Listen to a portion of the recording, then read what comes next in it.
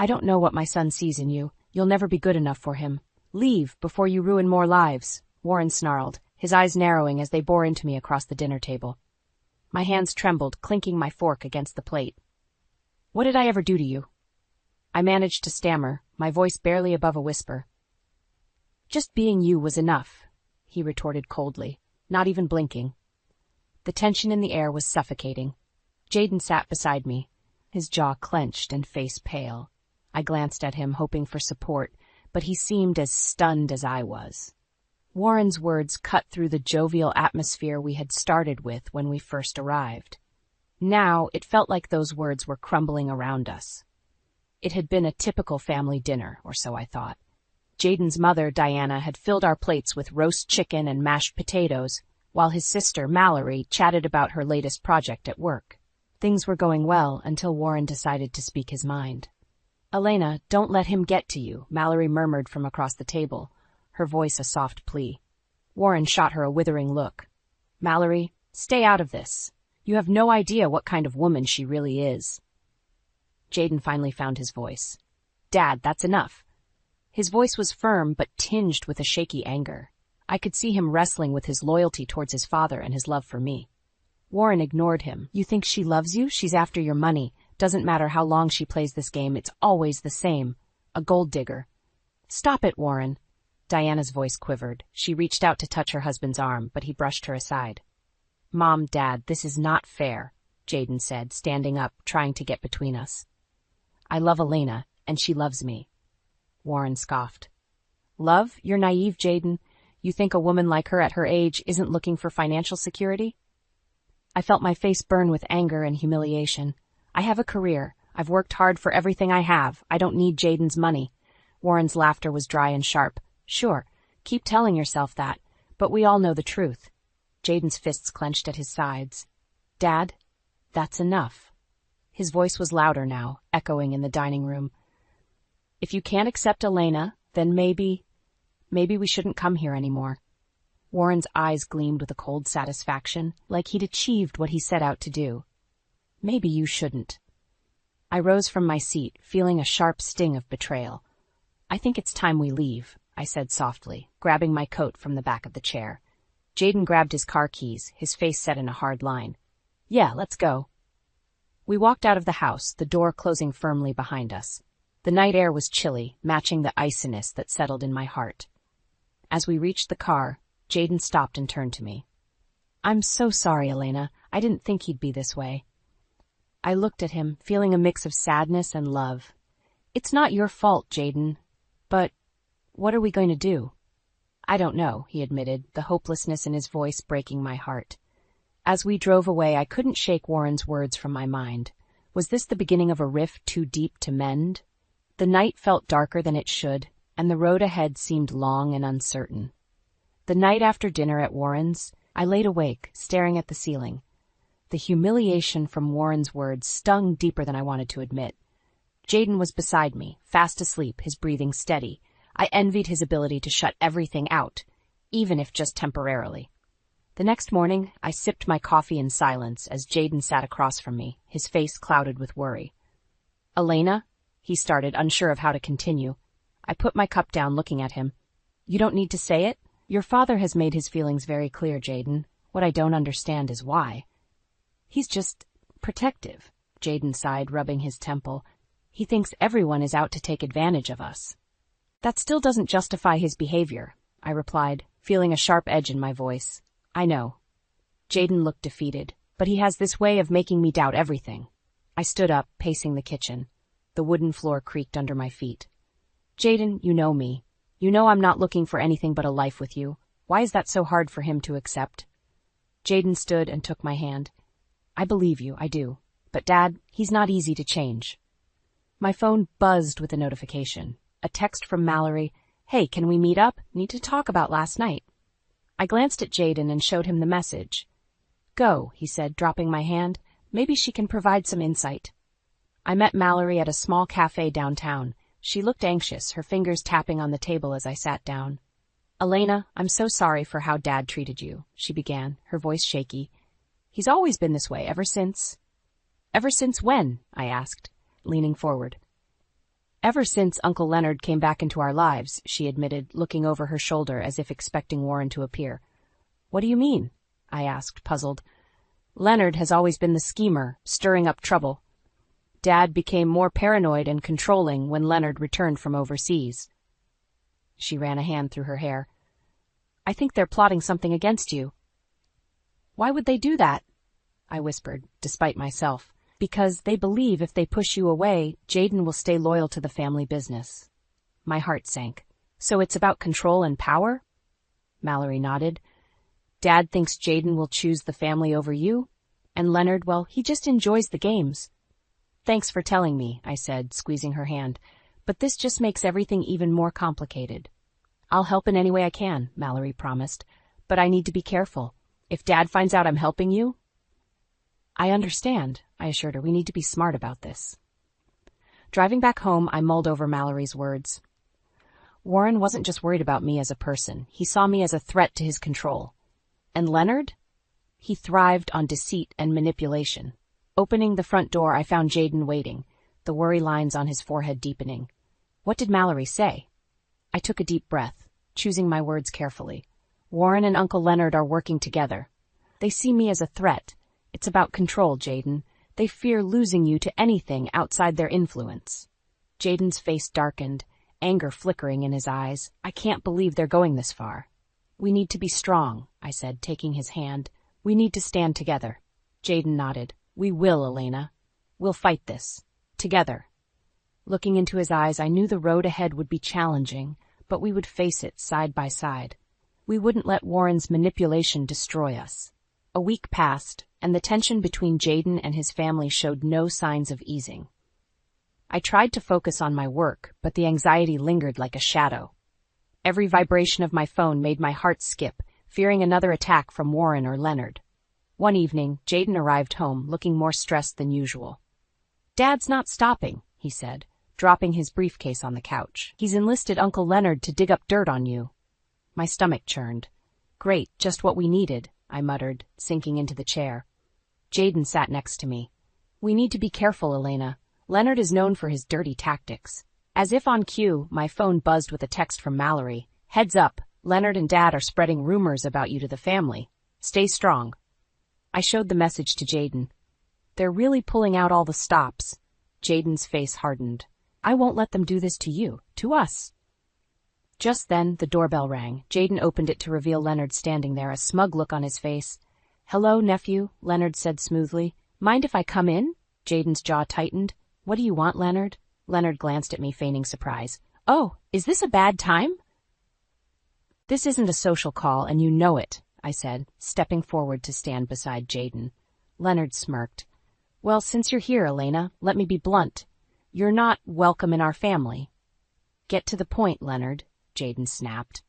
Warren and I have been talking, Leonard continued, and we think it's in everyone's best interest if Elena steps away from the family and from you, Jaden. You can't be serious, Jaden said, his voice trembling with anger. Leonard shrugged. We're completely serious. She's a liability. The rumors, well, they're gaining traction. Even your mother is starting to have doubts. I felt a surge of anger. These lies won't destroy us, Leonard. We'll see about that, Leonard said, his eyes glinting. You might find that fighting against family is more than you can handle. Jaden took a step closer to Leonard. You're playing a dangerous game. I won't stand by and let you ruin our lives. Leonard chuckled. Family comes first, Jaden. Always has, always will. Think about it. With that, he turned and walked out. Jaden slammed the door shut, his face red with frustration. You okay? I asked, reaching for his hand. He shook his head. I hate them for this. How could they do this to their own family? We'll get through it, I assured him. We just need to stay one step ahead. The next few days were a blur of whispered conversations and sideways glances from Jaden's extended family. Rumors spread like wildfire, accusations about my past, lies about my intentions. Even at work, I could feel the cold stares from coworkers who'd heard the gossip. Meeting Mallory in secret became our only way to stay informed. They're painting you as a manipulative gold digger, she said one afternoon, her eyes filled with regret. They're relentless. But why? I asked, frustrated. Why go through so much trouble? They think it's the only way to keep control. she answered softly. They're trying to protect the family business. They don't care who gets hurt along the way. I won't let them win, Mallory, I vowed. The line between family and enemy had been drawn. Warren and Leonard's actions were setting the stage for a confrontation that was brewing just beneath the surface. Jaden and I were determined to stand united, even as the storm clouds gathered overhead. These battles weren't just about us anymore. They revealed the lengths people would go to for power and control. But no matter what, we would fight back together. The tension was almost unbearable. Each day at work was fraught with whispered rumors and sidelong glances. Jaden and I tried to keep our heads down, but the pressure was mounting. Warren and Leonard's influence had far-reaching consequences. Even Mallory started to distance herself, fearing repercussions. One night, Jaden came home looking exhausted. His tie was askew, and he threw his jacket over the chair. "Dad ambushed me at the office today," he said, rubbing his temple. I approached him, concerned. "What happened?" "He tried to interrogate me about our relationship. He's convinced you're hiding something." Jaden's voice was filled with frustration. "Did you tell him anything?" I asked, though I already knew the answer. "Of course not. But he doesn't believe me. He's convinced you're not who you say you are. And Leonard? He's too good at what he does." "We need to do something," I said, trying to keep my voice steady. "We can't just sit back and let them tear us apart." Jaden nodded. "I know, but I feel stuck. Every time I try to talk to him, it just gets worse." The next morning, I decided I'd had enough. I texted Warren, asking for a meeting. Jaden was hesitant, but he finally agreed. "Just be careful," he warned. I arrived at Warren's office, my heart pounding. The receptionist led me into a large, imposing room where Warren sat behind a massive desk. He didn't even look up as I entered. "You wanted to see me?" I asked, struggling to keep my voice steady. Warren finally looked up, his gaze icy. "So you've decided to confront the dragon in his den?" I ignored his sarcasm. "We need to put an end to this, Warren. Your manipulation is tearing us apart." He leaned back in his chair, a cruel smile curling his lips. "I'm only protecting my family, something you know nothing about." "You're not protecting anyone," I shot back. "You're controlling and destroying relationships." Warren stood, his eyes flashing with anger. "You think you can just come into my family and take what you want? You're nothing, a nobody." I took a deep breath, trying to stay calm. "I love Jaden, and he loves me. You can't change that with lies and manipulation." "You're delusional," Warren sneered. "Jaden will come around. He'll see the truth about you." "He already knows the truth," I replied firmly. "And he's chosen me." Warren's face darkened. "You don't belong here. Leave now, and maybe things will settle down. Otherwise, you're going to regret you ever stepped into this family." I left his office with my heart racing, but my resolve strengthened. I wouldn't let Warren intimidate me. When I got home, Jaden was waiting.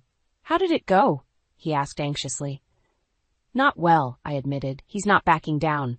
Jaden paced the room, fists clenching and unclenching. "We can't keep living like this, Alina. Maybe we should take a break. Let things cool down." I felt like the floor had been pulled out from under me. "What are you saying?" "I'm saying I need time to think," Jaden said, his voice breaking. "We're under so much pressure. I can't think straight."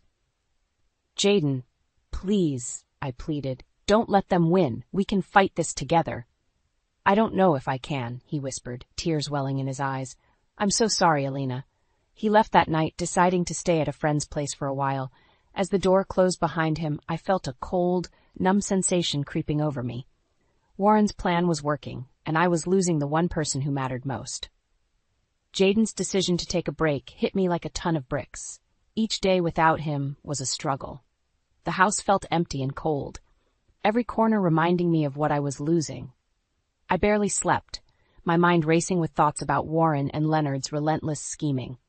One evening, unable to sit idle any longer, I decided to dig through my own files and emails, hoping to find something to counter Warren and Leonard's lies.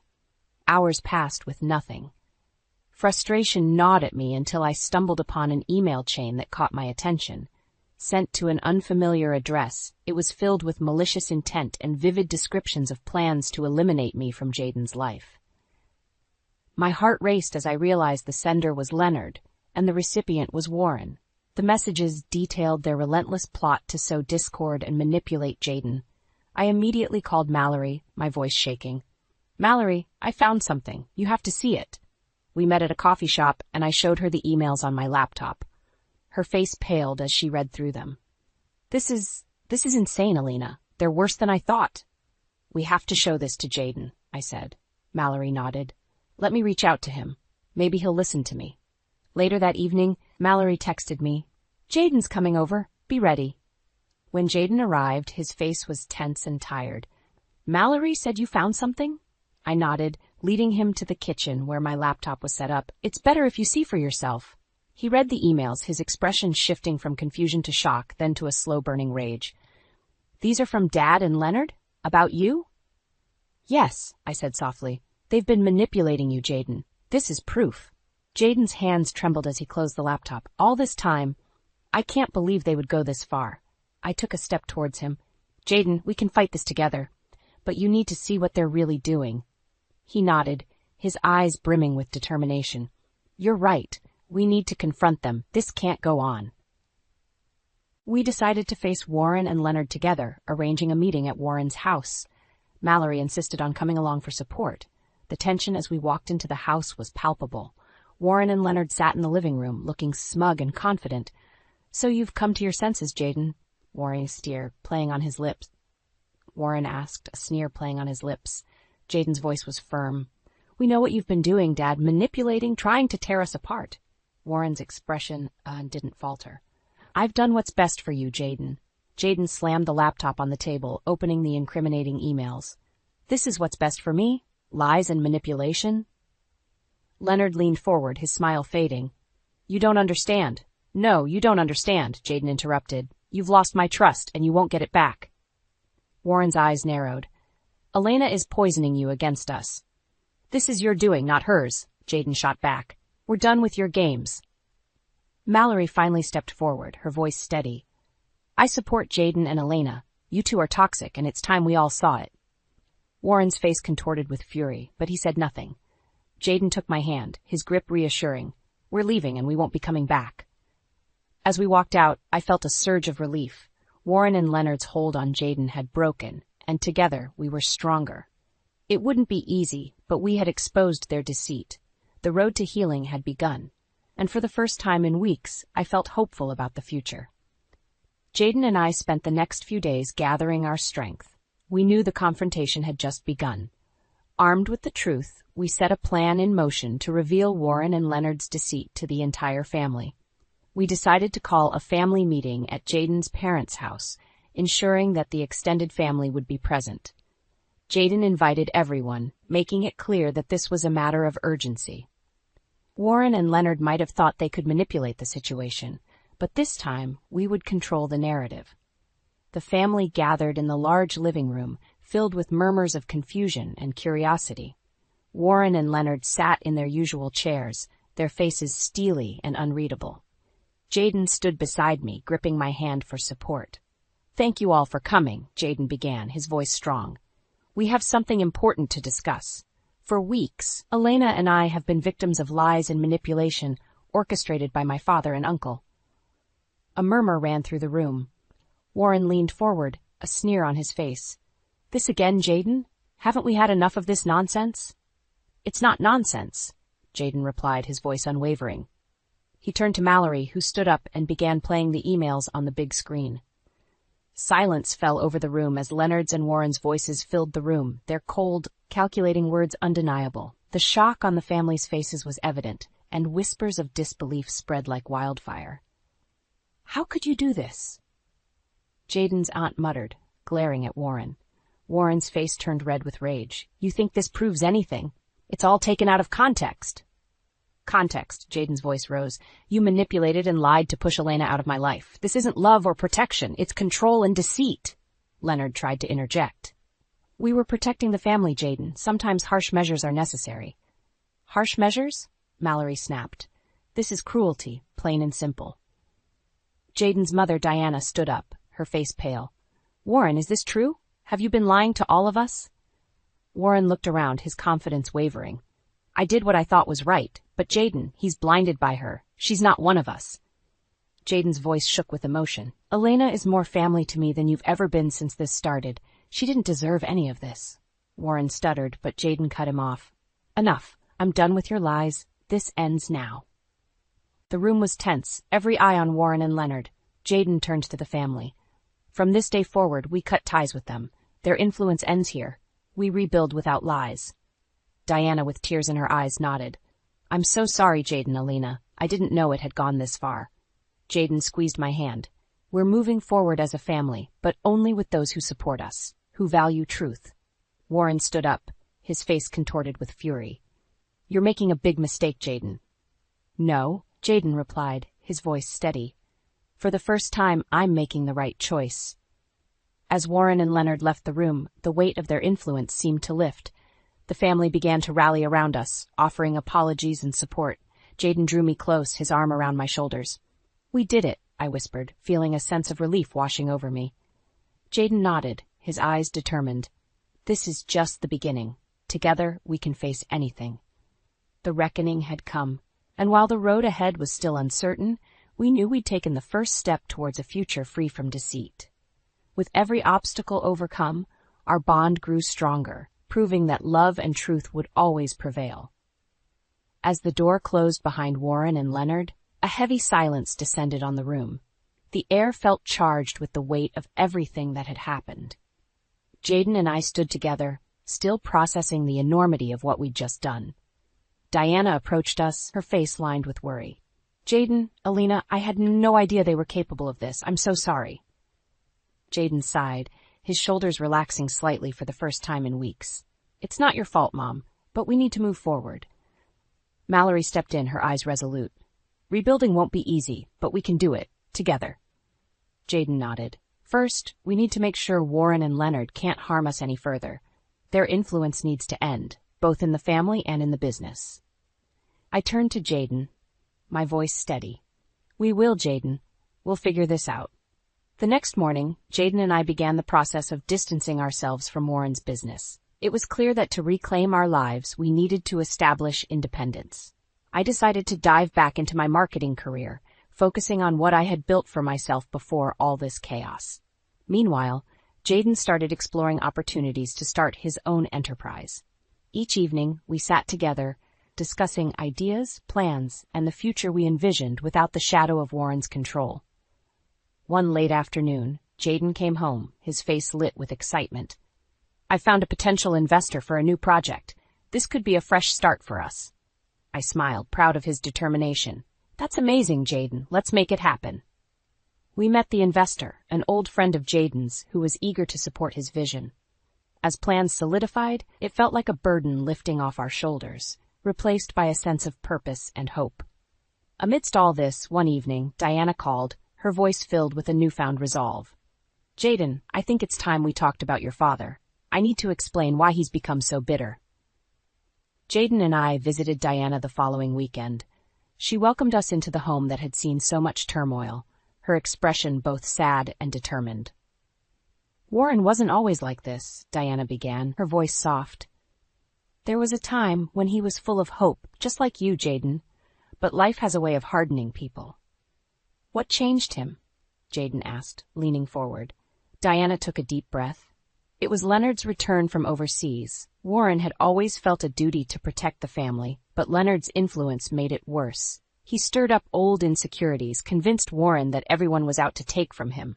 It turned him into this controlling figure obsessed with power. I listened, feeling a pang of empathy despite everything Warren had done. That kind of fear can destroy people, I said quietly. Yes, Diana agreed. Doubt and fear consumed him, and he took it out on those he should have loved the most. Jaden's face was filled with a mix of anger and sadness. He's hurt us all so much. I know, Diana said, tears in her eyes, but understanding his past doesn't excuse his actions. It just helps us see the full picture. Jaden nodded, reaching for my hand. We won't let his past dictate our future. We're carving out our own path now. In the weeks that followed, Jaden's new venture began to take shape. We poured our energy into creating a future built on trust and mutual support. Mallory, freed from Warren's oppressive influence, found her own voice, contributing to the family in ways she'd been too scared to before. Despite the confrontation and the revelations, healing had begun. Warren and Leonard's fall from power left a void, but it also provided an opportunity for growth. We were no longer defined by the bitterness that had once threatened to tear us apart. As Jaden and I stood together, looking towards the horizon, we knew the road ahead wouldn't be easy. But for the first time, it felt like our own. And that made all the difference. Warren's fall was more profound than anyone could have anticipated. Once a titan of influence, he now found himself ostracized by both his immediate and extended family. Word of his and Leonard's manipulations spread quickly, turning allies into skeptics and friends into critics. Jaden and I watched from a distance as Warren's once impenetrable empire began to crumble. He had alienated everyone who mattered, and now he was paying the price. It was hard not to feel a mix of satisfaction and pity. One evening, as we were settling into our new routine, Jaden received an unexpected call from his mother. Her voice was heavy with concern. "Jaden, it's your father. He's not handling this well. Can you come over?" Jaden looked at me, uncertainty in his eyes. "Should we go?" I nodded. "He's still your father. Let's see what's going on." When we arrived, Diana led us into the living room where Warren sat, staring blankly at the wall. His once sharp and commanding demeanor was now a shadow of its former self. "Jaden, Elena," Warren said, his voice lifeless. "I suppose you've come to see the defeated king." "Dad," Jaden began, almost pleading, "this didn't have to be this way. You pushed everyone away." Warren's eyes hardened momentarily. "I did what I thought was right, for the family." "And look where it's gotten you," I said, unable to keep the bitterness out of my voice. "You hurt so many people, including your own children." Diana touched Warren's arm gently. "It's time to let go of this thirst for control, Warren. It's destroying you." For a moment, the old Warren seemed to surface, his eyes flashing with the stubborn pride that had defined him for so long. But it faded quickly, leaving behind a man broken by his own machinations. Jaden took a deep breath. "Dad, you need to understand that we're moving forward without your influence. We're creating our own lives now." Warren looked at Jaden, truly seeing him for perhaps the first time in years. "I just wanted to protect you." "By manipulating and deceiving us?" Jaden shook his head. "That's not protection, Dad. That's control, and it's over." We left Warren's house that evening with a sense of finality. The old power structures had fallen, and in their place, we were building something new and honest. Mallory, emboldened by the changes, finally stepped out of the shadows. She openly supported Jaden, cutting ties with the toxic patriarchy that had held them captive for so long. Her transformation was inspiring, and it further solidified our resolve to pursue a life free from manipulation. Jaden's new business started to gain traction, and my career continued to flourish. We found a balance, supporting each other in ways that strengthened our relationship. Trust and communication became the cornerstones of our lives, our bond reaffirmed through every challenge we faced. One crisp autumn afternoon, Jaden and I sat in our new home, planning our future. The past months had been a whirlwind, but we had emerged stronger and more united. "Do you think he'll ever change?" I asked, referring to Warren. Jaden looked thoughtful. "I don't know, but we can't wait around for him to. We have our own lives to lead." I nodded, feeling a deep sense of gratitude and peace. "We've come a long way, Jaden." "Yes, we have," he agreed, taking my hand in his. "And we'll keep moving forward, no matter what." The journey had been tumultuous, but we had found our footing. We reclaimed our lives from under Warren's shadow, turning manipulation and deceit into lessons of resilience and hope. The future was ours, a tapestry of love, trust, and unbreakable unity, free from the venom of a bitter lineage. Together, we had triumphed.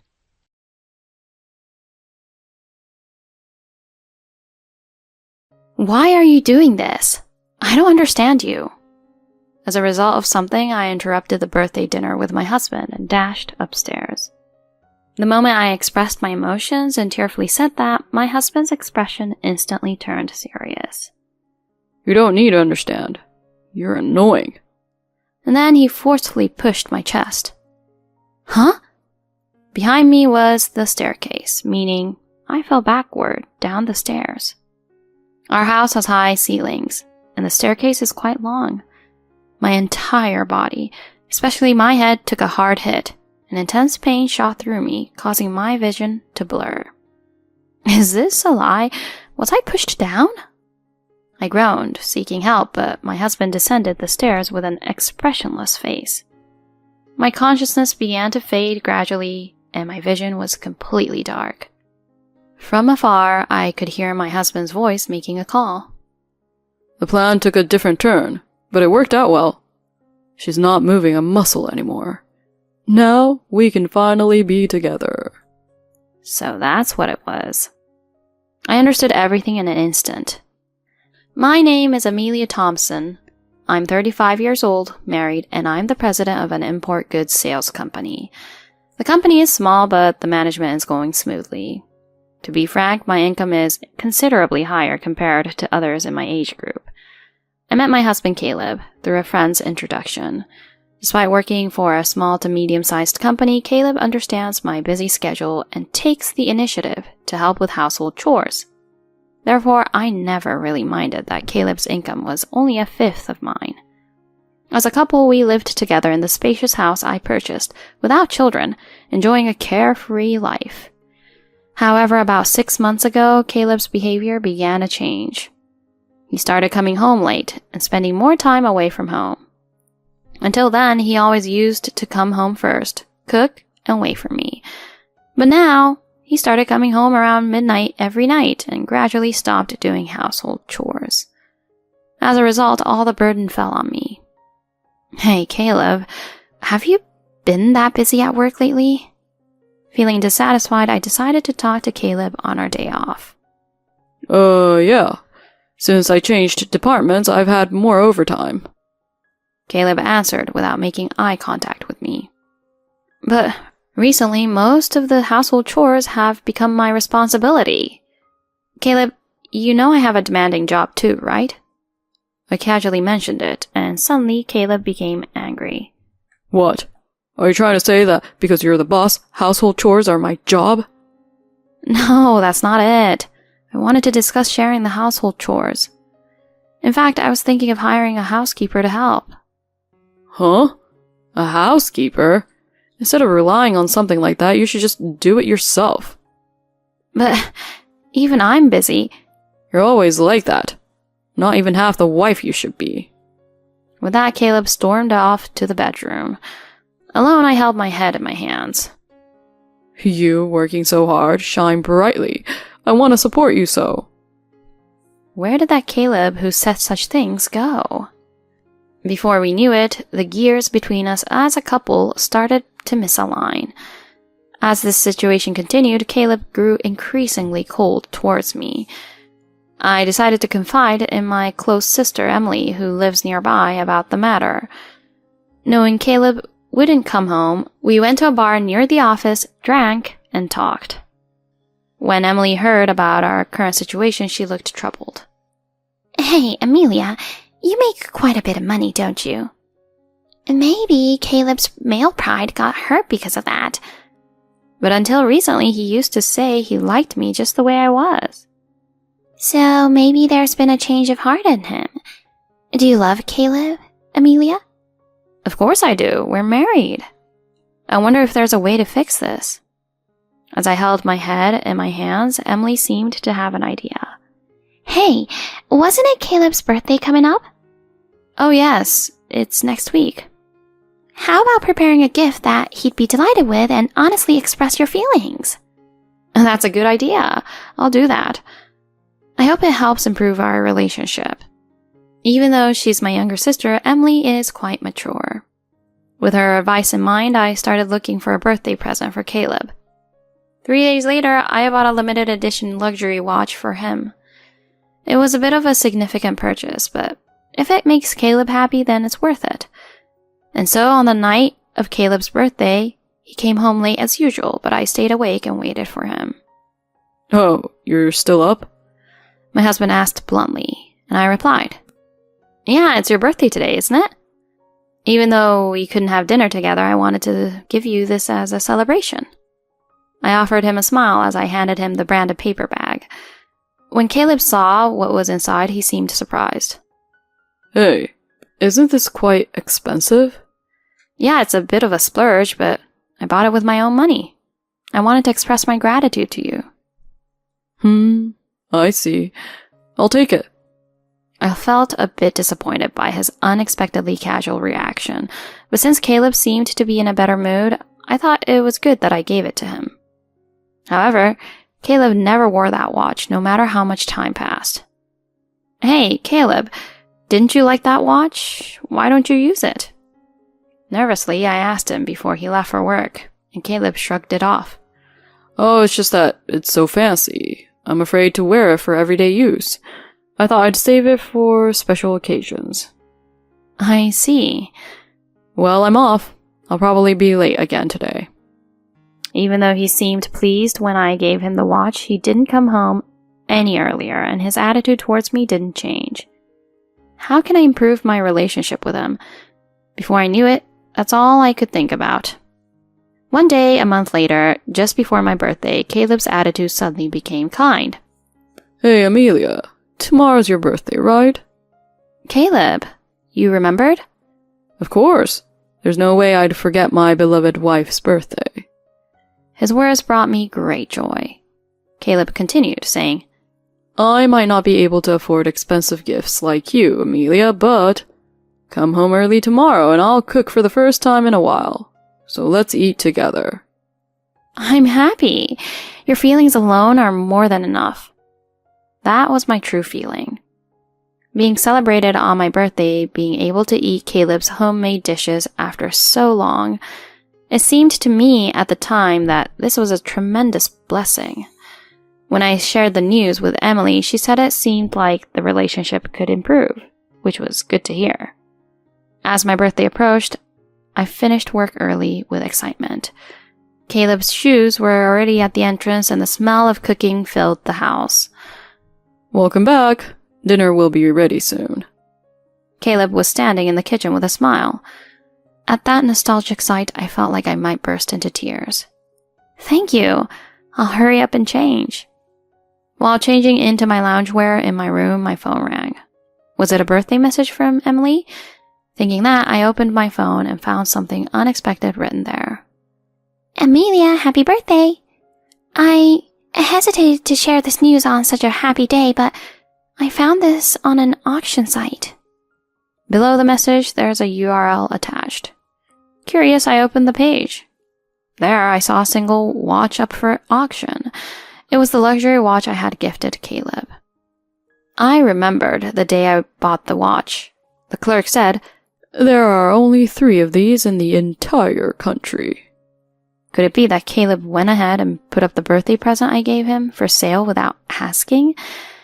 My thoughts raced as I stared intently at the screen of my phone. "Hey, Emily, dinner is ready." I heard Caleb calling from the kitchen. I temporarily closed my phone and head to the dining room. On the table, various dishes are arranged with my favorite beef stew as the main dish. Then, Caleb's phone rang. "Oh, sorry. It's a work call. I'll step out for a moment. Feel free to eat." With that, Caleb left his seat. Alone now, I took another detailed look at the earlier page. Scouring through the listing, I noticed a photo of the warranty certificate. There I saw records of the store name and purchase date, the exact details from when I bought it. No mistake, the watch listed here is the one I gave to Caleb. Impulsively, I grabbed the plate of beef stew and headed to the kitchen. I thought about just dumping it in the sink, but hesitated and returned the beef stew to the pot. Why would Caleb do something like this? It's not right to sell something I gave him without permission. But maybe Caleb had his own reasons. Perhaps I should listen to his side of the story? Standing there in the kitchen, I thought in circles. Eventually, I transferred the beef stew back onto the plate. Calming myself down, I decided to have a proper conversation with Caleb. As if nothing had happened, I sat there and Caleb returned from the other room. "What, you haven't eaten yet? Feel free to eat it, okay?" Caleb peers into my face, but I can't shake off the earlier incident with the watch from my mind. Feeling far from enjoying the meal, I felt I needed to sort out the mess of emotions first. "Caleb, I'm sorry. I'm not feeling well today, and I can't eat." "Huh? But I made it just for you." I stand up silently and head upstairs to my room. Caleb, visibly angry, follows me. "Hey, Emily, what's going on?" As I reached the top of the stairs, Caleb grabs my arm. I was already at my limit. But Caleb, you sold the watch I gave you, didn't you? I hold up my phone screen to him and Caleb looks awkward. Why would you do something like this? I don't understand you, Caleb, at all. As I expressed my emotions and said it in a teary voice, my husband's face immediately turned serious. You don't need to understand. You're annoying. Then he forcefully pushed my chest. Huh? Behind me was the staircase, meaning I was falling backwards down the stairs. Our house had high ceilings and the staircase was quite long. I hit my whole body, especially my head, causing intense pain and my vision to blur. This can't be real. Did he just push me? I groaned, seeking help, but my husband descended the stairs with an expressionless face. My consciousness gradually began to fade and my vision was already pitch black. I could hear my husband's voice, making a call from far away. The plan took a different turn, but it worked out well. She's not moving a muscle anymore. With this, we can finally be together. So that's how it was. I understood everything in an instant. Oh yeah, with this, the inheritance and this house are all ours. I'll raise a toast, so hurry up and come over. He was cheating on me, betraying me. He was planning to kill me and take my fortune. In my fading consciousness, I was shedding tears of frustration. My memory of that moment was cut off. The next time I woke up, I was in a hospital room. Amelia, you're awake? Are you okay? With a face blurred with tears in front of me, I barely managed to answer in a hoarse voice. What happened to me? Yesterday, I didn't get a reply from you, so I got worried and went to your house. And then I found you collapsed under the stairs, so I called an ambulance. It seems you have fractures, but I'm so relieved you're okay. I noticed a dull pain in my arm there. My right arm and neck are wrapped in casts. That's when I had a hunch. Emily, the reason I ended up like this is because Caleb pushed me down. Huh? Is that true? Caleb. Emily turned pale and looked at the bed next to her. There lay Caleb, looking very pale. Huh? Then why is Caleb in the hospital? I have no idea either. When I went to your house, I found Caleb and an unknown woman collapsed in the dining room. They were both taken to the hospital together. An unknown woman? Beside Caleb's bed lay another young woman. She was groaning with her eyes closed. The doctor says she seemed to have ingested some sort of poison. As Emily mentioned that, it clicked in my mind. The beef stew from that day. It had been laced with poison. In my fading consciousness, I remembered Caleb saying, It didn't go according to plan. Originally, they intended to poison me, but I returned the beef stew from the plate back to the pot. Unknowingly, they ate the poisoned beef stew. He said we would celebrate at the house. How foolish. With a sigh of resignation, I asked Emily to do something for me. Then I proceeded to wake up Caleb in the next bed. Hey, wake up! Huh? Where am I? What happened to me? Amelia, are you alive? I glared at Caleb, who seemed groggy as I stood up. Your plan failed.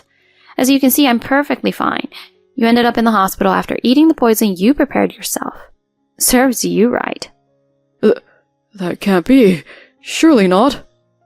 As Caleb's expression shifted rapidly, I forced the truth out of him.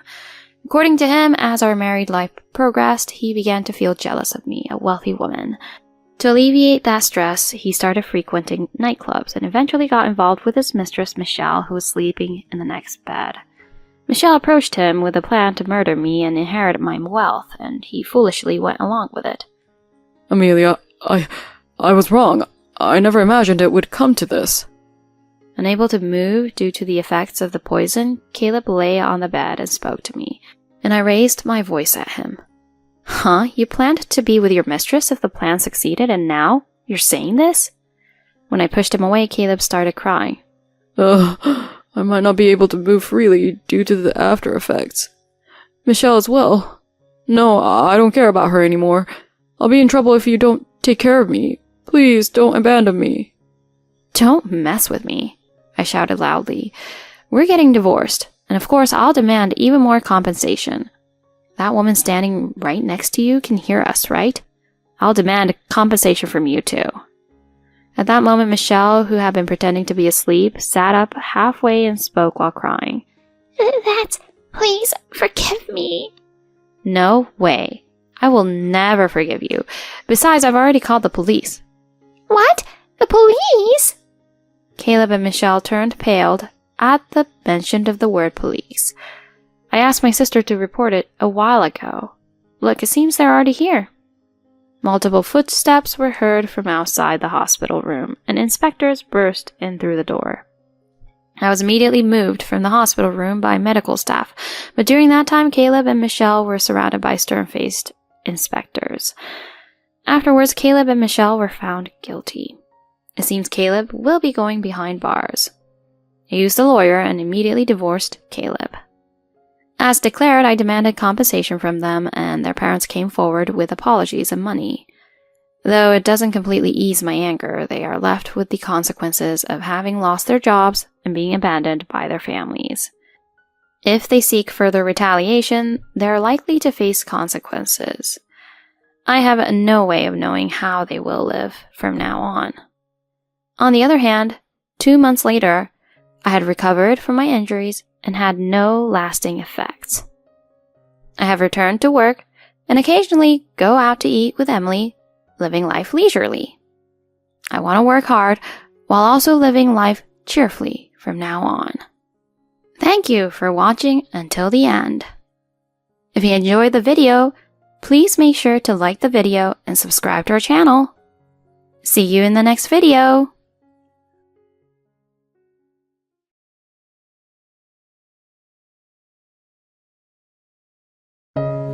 How could I have been together with a thin-haired woman like you for 35 years? All my retirement money is mine. You, with your thin hair, are neither my wife nor a woman. My husband, who's been with me for 35 years, scoffs at my thinning hair. Why did my husband suddenly start to ridicule my thinning hair when he reached retirement age? I know all the reasons why. Okay, I got it. Here you are, the divorce papers. I don't think my husband expected me to sign the papers as he wished. He was wide-eyed, open-mouthed, and speechless. My name is Daisy, 67 years old. From the time I was in my 20s until I retired, I worked as a nurse at a general hospital. I retired at the age of 65, and it's been 2 years since I retired. Now I work part-time at a nursing home.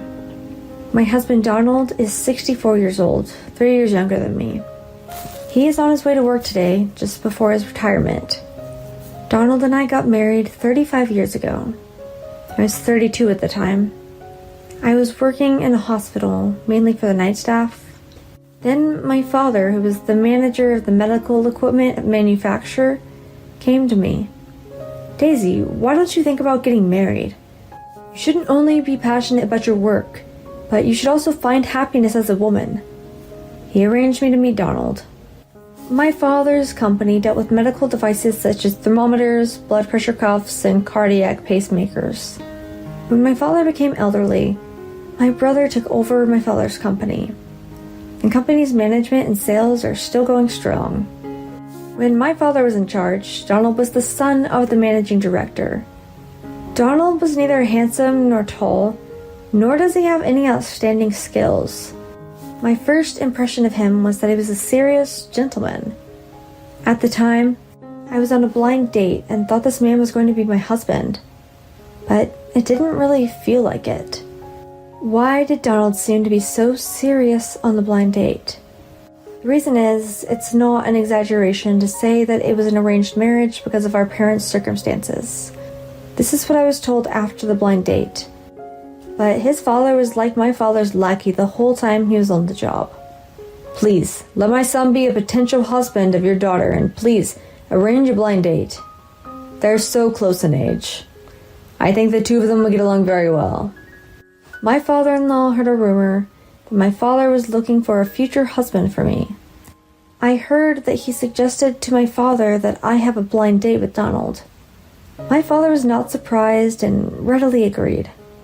At the blind date, I just greeted like, "Nice to meet you, I'm Daisy." I only remember that I gave a minimal greeting.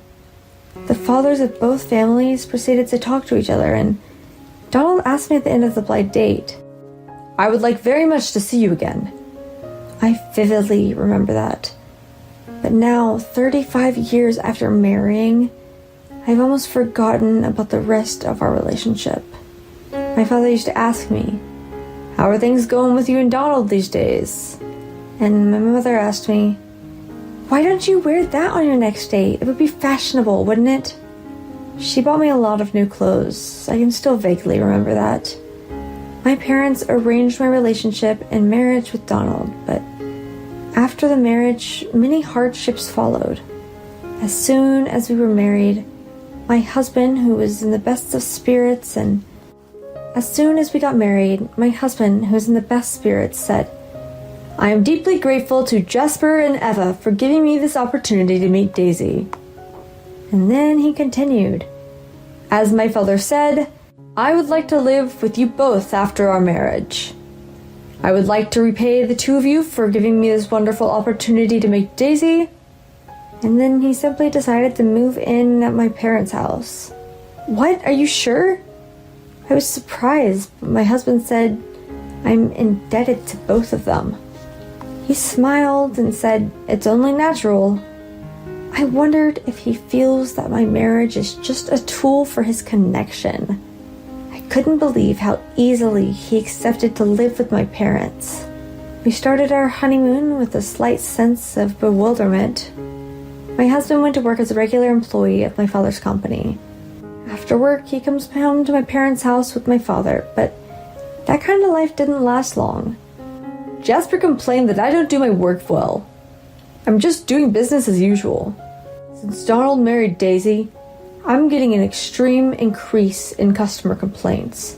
I've heard wrong dates for business meetings and miswritten documents. And there was one time he didn't pass on a call from a non-client to the employee in charge. I can't help but think that you're on a roll now that you're married to Daisy. At home, my husband and father each complained about each other. But between them, my mother and I are just baffled. After a few months of this, my husband quarreled with my father and resigned from his company. "I'm sick and tired of seeing your father's face at home and at work. From now on, I'm going to be a stay-at-home dad. Not work, just take care of the house." "Sorry, but don't just make an important decision without consulting me. Besides, if you and your father don't get along, you don't have to live with him." My husband's sudden resignation made me flinch. Then he continues, "I'm sure you'll be fine with me being a stay-at-home dad. I'm tired of working and being at home with your stubborn father. I'm really mentally tired now." My husband found a cheap apartment to rent, and right after that we started living together. If this was going to happen, I wish he never announced that he was going to live with my parents in the first place. I murmured my dissatisfaction with him in my mind, but I never actually said anything to him. A few years later, our daughter was born, and he started looking for a job. But each time he found a new job, he would quit. Then he found another one, and then another one. Eventually, he started working part-time as a security guard and a janitor. I tried my best to balance the night shifts and work in raising our child. Then, when I was 40, my mother died of lung cancer. And when I was 55 years old, my father suffered a stroke and passed away. My daughter was just 20 years old when I saw them both off to heaven. After raising children and taking care of my parents, I wanted to devote myself to my work and hobbies. That's what I wanted. But life doesn't always work out the way you want it to. My husband, who had been working part-time jobs for the past few years, he was hired as a full-time employee by a security company, which was one of his part-time jobs. Of course, that itself is a happy occasion. But in reality, it was not a cause for celebration. It was a sighing situation. As soon as my husband started working full-time, he started spending money wildly. New cars, golf clubs, fishing equipment, and other expensive hobbies. "What is this new car?" You have a license, but you don't drive, right? I was astonished. My husband said to me as if he was looking down on me, I'm the head of the house. I work hard every day as a full-time employee. What I buy with my own money is my business. With these words, I understood everything that was going on with him. My parents are dead. Our child is a grown-up. And my husband finally got a full-time job. He thinks now he is free to spend money on expensive hobbies. Maybe I put up with him and a lot of burdens without realizing it. When we got married, he asked to live with my parents, but just because he wanted to be a nice husband. Both during work and during his private life, he's being forced to be with my father, whom he didn't get along with. He was mentally exhausted and could not get a regular job for many years. When I think about it, I can't say anything back to my husband. But he took advantage of the fact that I didn't say anything back to him. My husband took it even further. Your hair is getting thinner these days, isn't it? I've been thinking for a while. Why don't you buy some of those hair growth pills? If you don't, you'll be mistaken for an old man on the streets or at work. My husband started making fun of my thinning hair. I'm not concerned about it myself. Leave me alone. When I'd say that back to him, he'd say, You just don't leave it like that. It's why it's getting worse. You're a woman. You should take better care of yourself. Buy some hair growth pills or go see a doctor. I don't like it when you lax or even one of your flaws like that. That's when my husband's long talk begins. I started noticing thinning hair in my mid-30s. And by the time I was in my 50s, it had becoming quite noticeable. But my husband had never complained about my thinning hair. Rather, it's more like my husband didn't even come home as much. We moved out of my parents' house, and we started living in a rented apartment. Sometimes my parents would come to visit us because they were worried about me. My husband felt awkward, so he took a night job as a security guard, and during the day he would take naps at an internet cafe and never come home. After my parents passed away, he got a full-time job at a security company and started coming home early. And every time he saw me, he started complaining about my thinning hair. This situation continues to this day. He married me through an arranged marriage, and my father and he didn't even get along. And because of that, he had to resign from his job. After that, he couldn't find a job and would constantly work part-time. When he sees my face, I think he gets irritated because he remembers his bad past. Just as I was thinking about that my husband started making fun of my thinning hair, I found out the real reason through my daughter. Mom, I saw Dad walking with a woman happily on the streets. My husband was having an affair with a woman. I asked a credit agency to investigate it. The result was as I expected.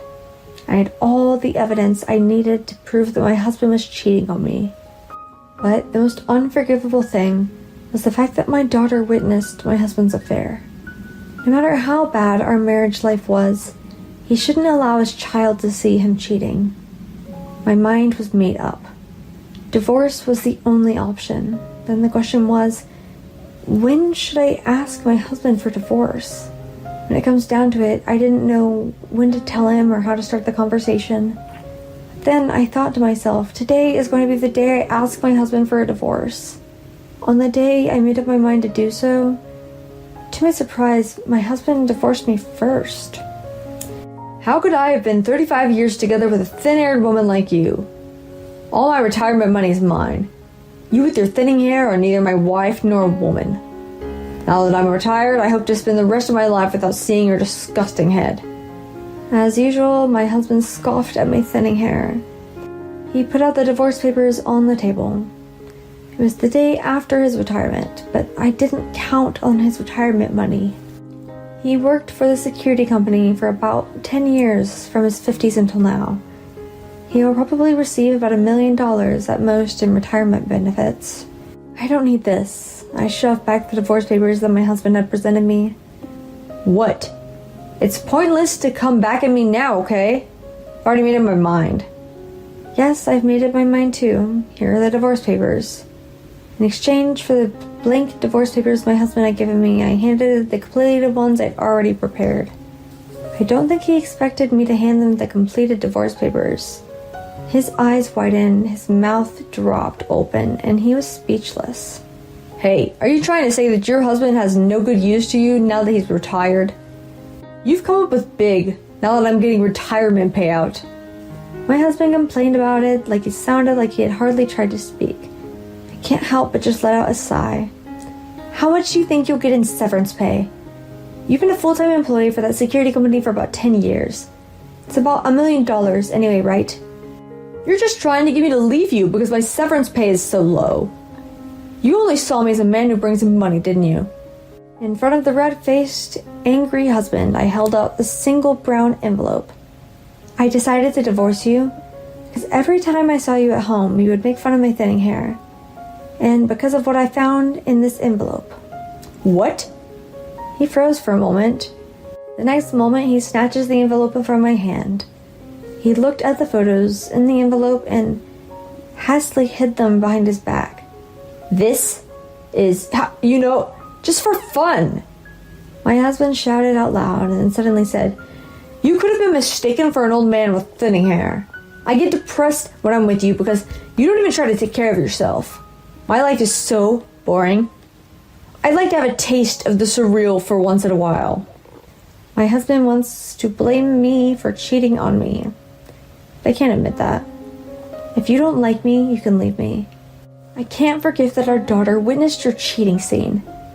How can you flirt with a woman who you cheated on your wife with in broad daylight at a public place? Our daughter would have a boyfriend too. She doesn't care about such trivial things like this. My husband showed no signs of remorse. Well, let's talk about it through a lawyer. Then I left the house.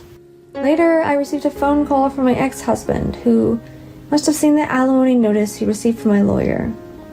I miss you when I'm home alone.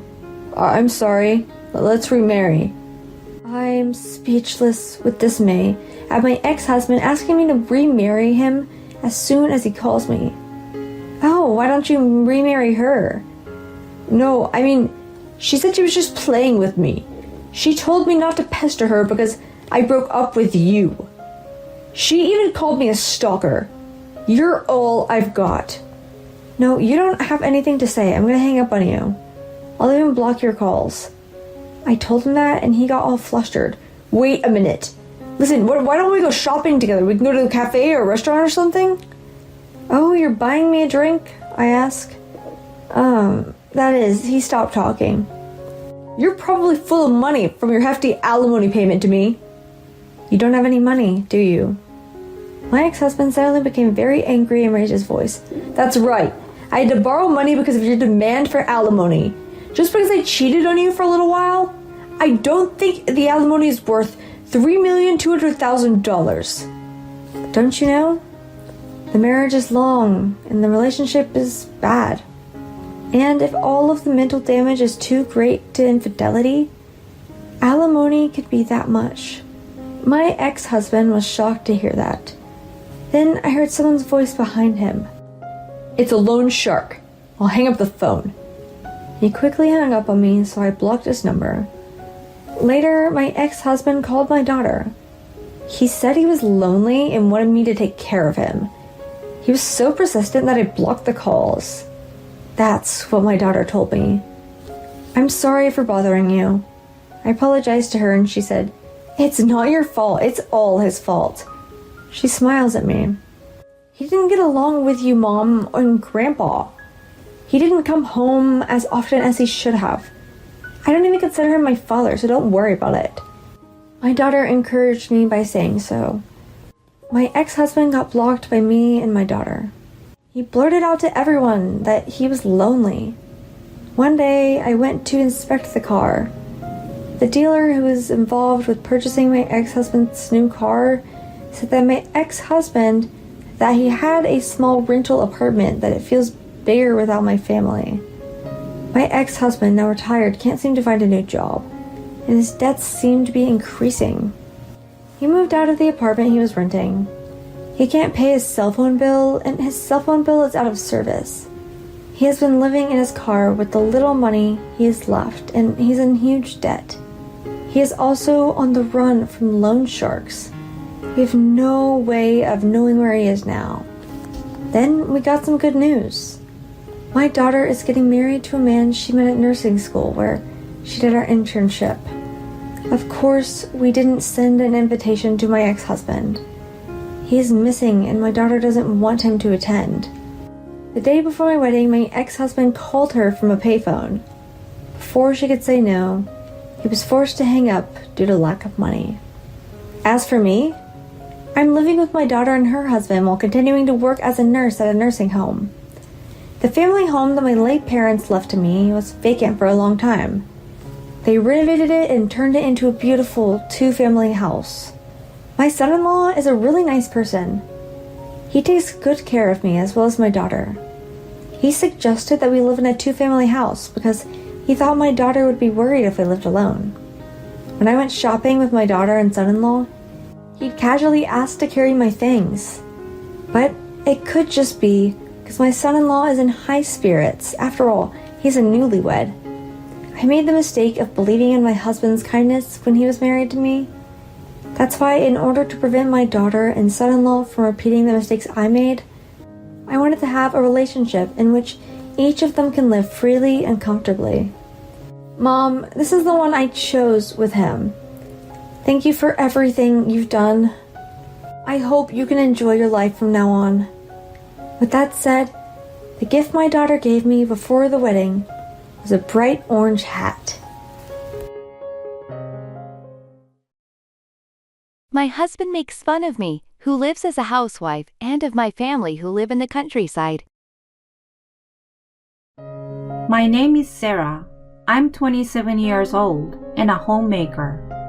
My husband James is 3 years older than me, 30, and a banker. My parents own a construction company, and my parents are still working. James is a graduate of a prestigious university and is just so proud. He talks about my father, who started his own company with a middle school diploma, and then makes fun of him. He always looks down on me because of it. James and I met at a party. I was a fashion model for a magazine when I was in college.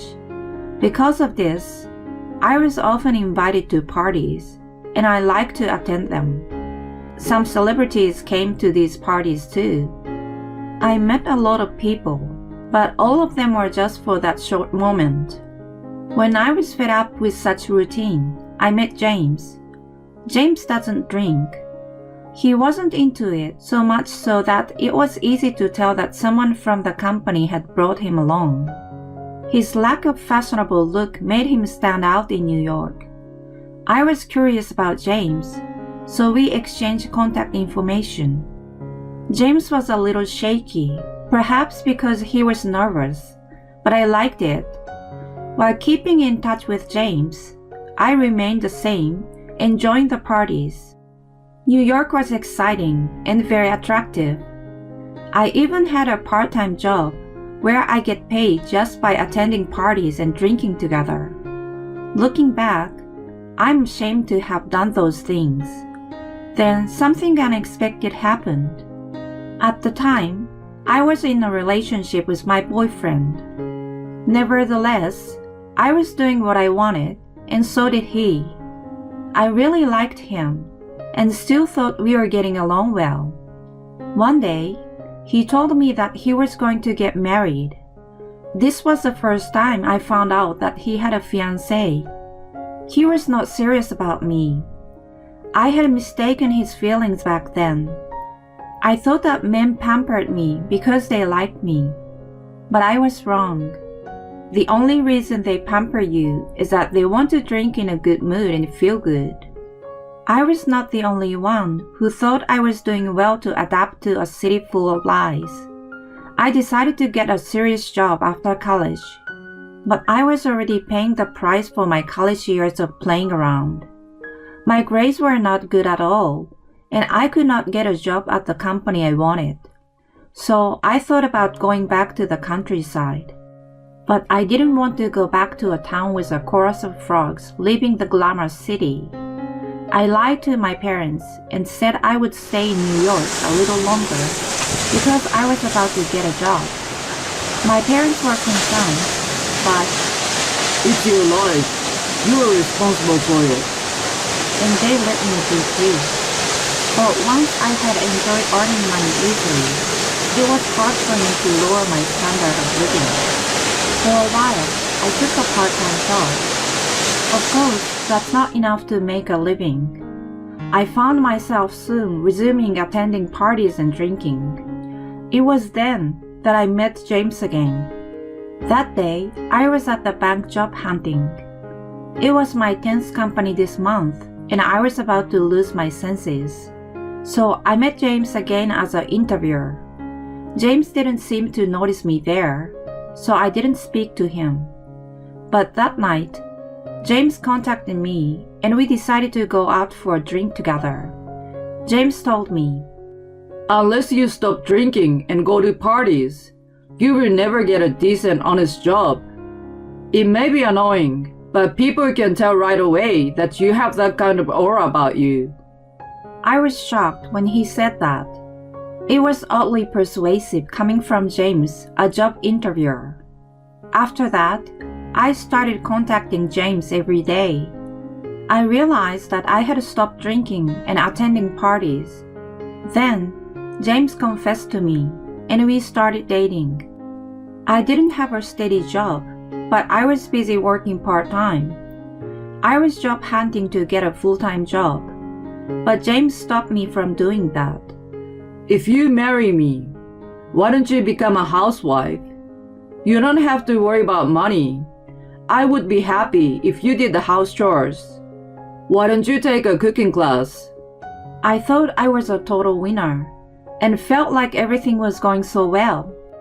I mistakenly thought that I could win even if I didn't have a job thanks to my looks after all. I was completely on a roll at the time. As James said, I went to cooking classes and improved myself. Then James told me I was cute and cherished me every day. My friends around me were envious of me, and I felt like I had somehow won for life. Then he proposed to me, which I had been waiting for, and we soon moved in together. James had a pretty good rent allowance from his company, so we lived in a beautiful apartment.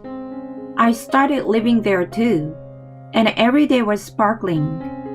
When I told my family about it, they were very happy, and I was glad I didn't have to go back to the countryside back then. Then, we greeted both our families to get married. Coming to my hometown, James, who grew up in the city, just laughed. Who lives in a place like this?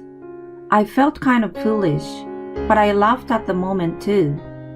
My parents own a construction company, so they have a lot of heavy machinery.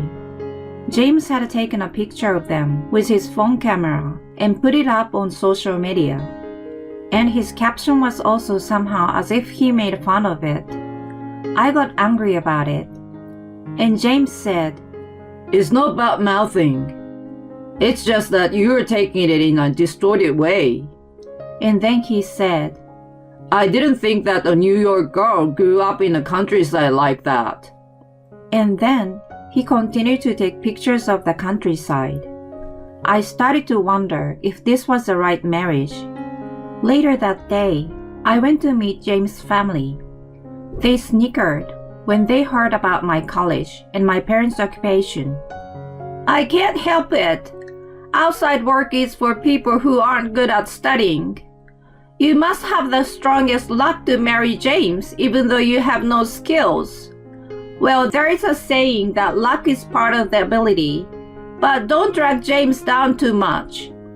That's what my mother-in-law said. I was stunned because I did not expect to be treated like that. I was getting more and more anxious about our marriage, but it's crazy to hesitate now.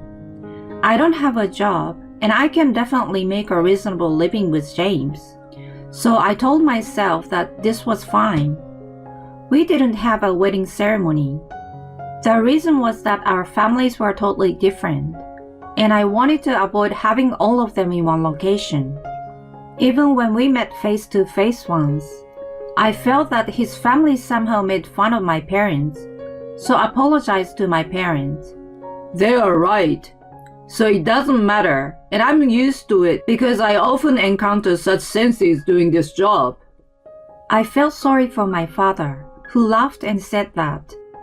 I really respect my father for making this company so big, even though he is the first generation.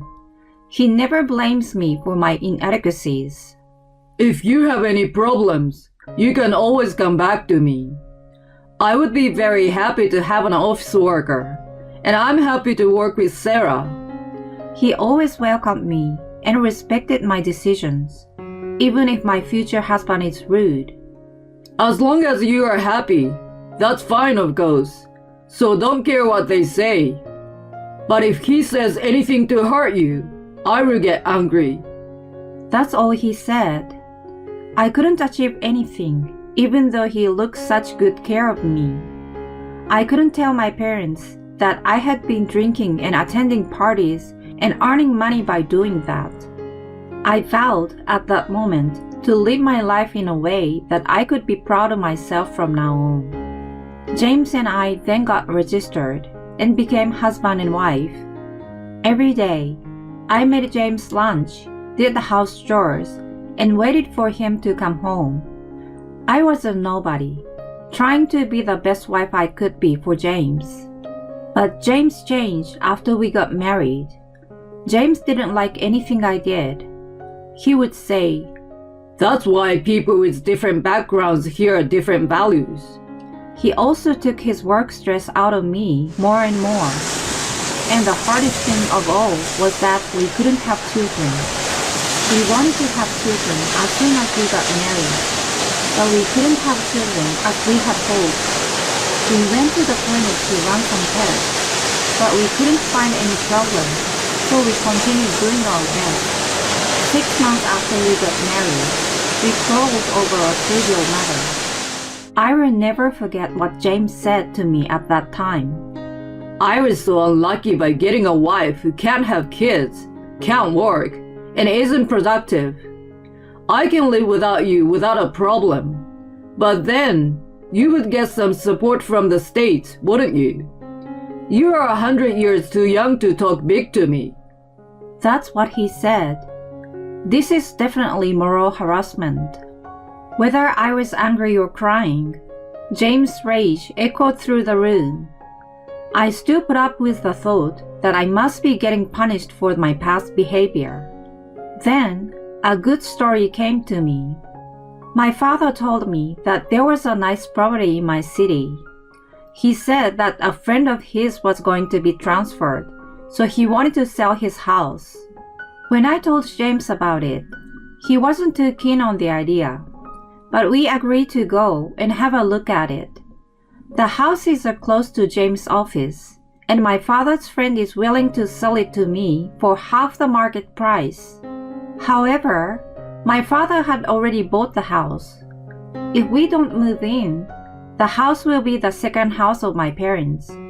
And he told me, "I would be grateful if you would live in the house. A house deteriorates if someone doesn't live in it. You don't need to pay the rent, so why don't you move in? I know you will need money in the future, so I think it would be good to save it now." I soon suggested that to James. "I've never lived in a dirty house, so I can only tell you after we had a look into it. And besides, I don't want to owe your parents." I thought, well, that's fine then. I would be more upset if even after moving in, he stays arrogant as he is.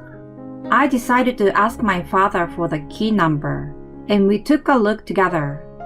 It is a newer and more stylish house than I had imagined. I was impressed by its luxurious appearance, as well as its surroundings. James was also excited. After all, this is an upscale residential area. James, who has a lot of pride, was very satisfied with the location and the appearance of the house. When we went inside, we were not disappointed. The house is about twice the size of our current house. We were planning to move when we have kids, so it's a little early, but it's ideal. James got excited.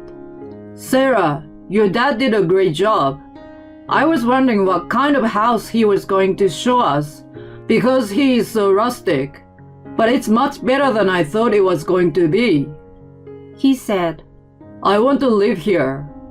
I agreed, but I wanted to pay my father a little rent.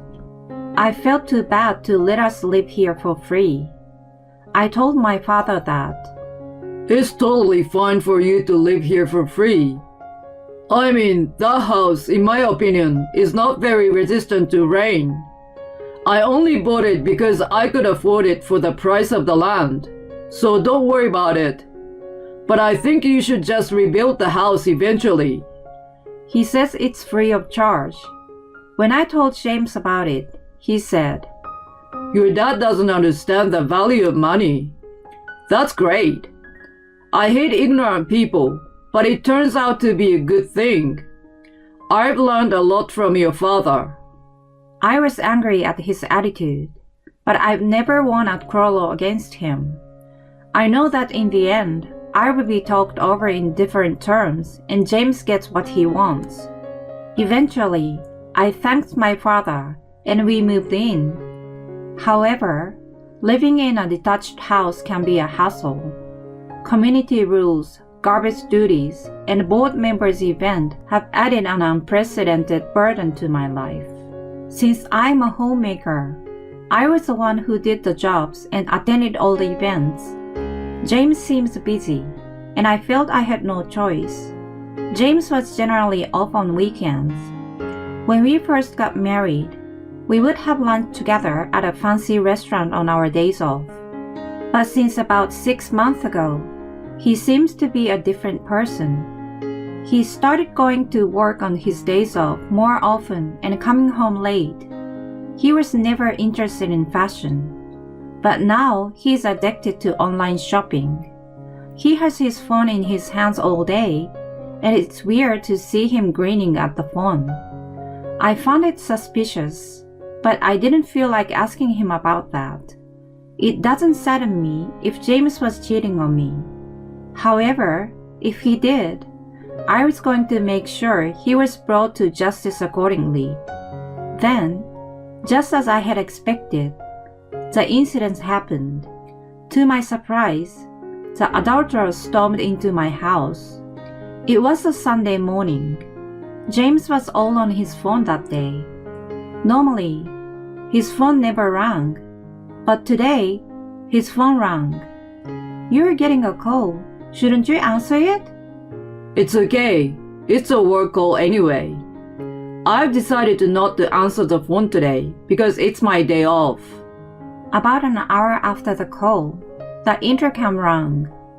I looked at the monitor and saw a woman I had never seen before.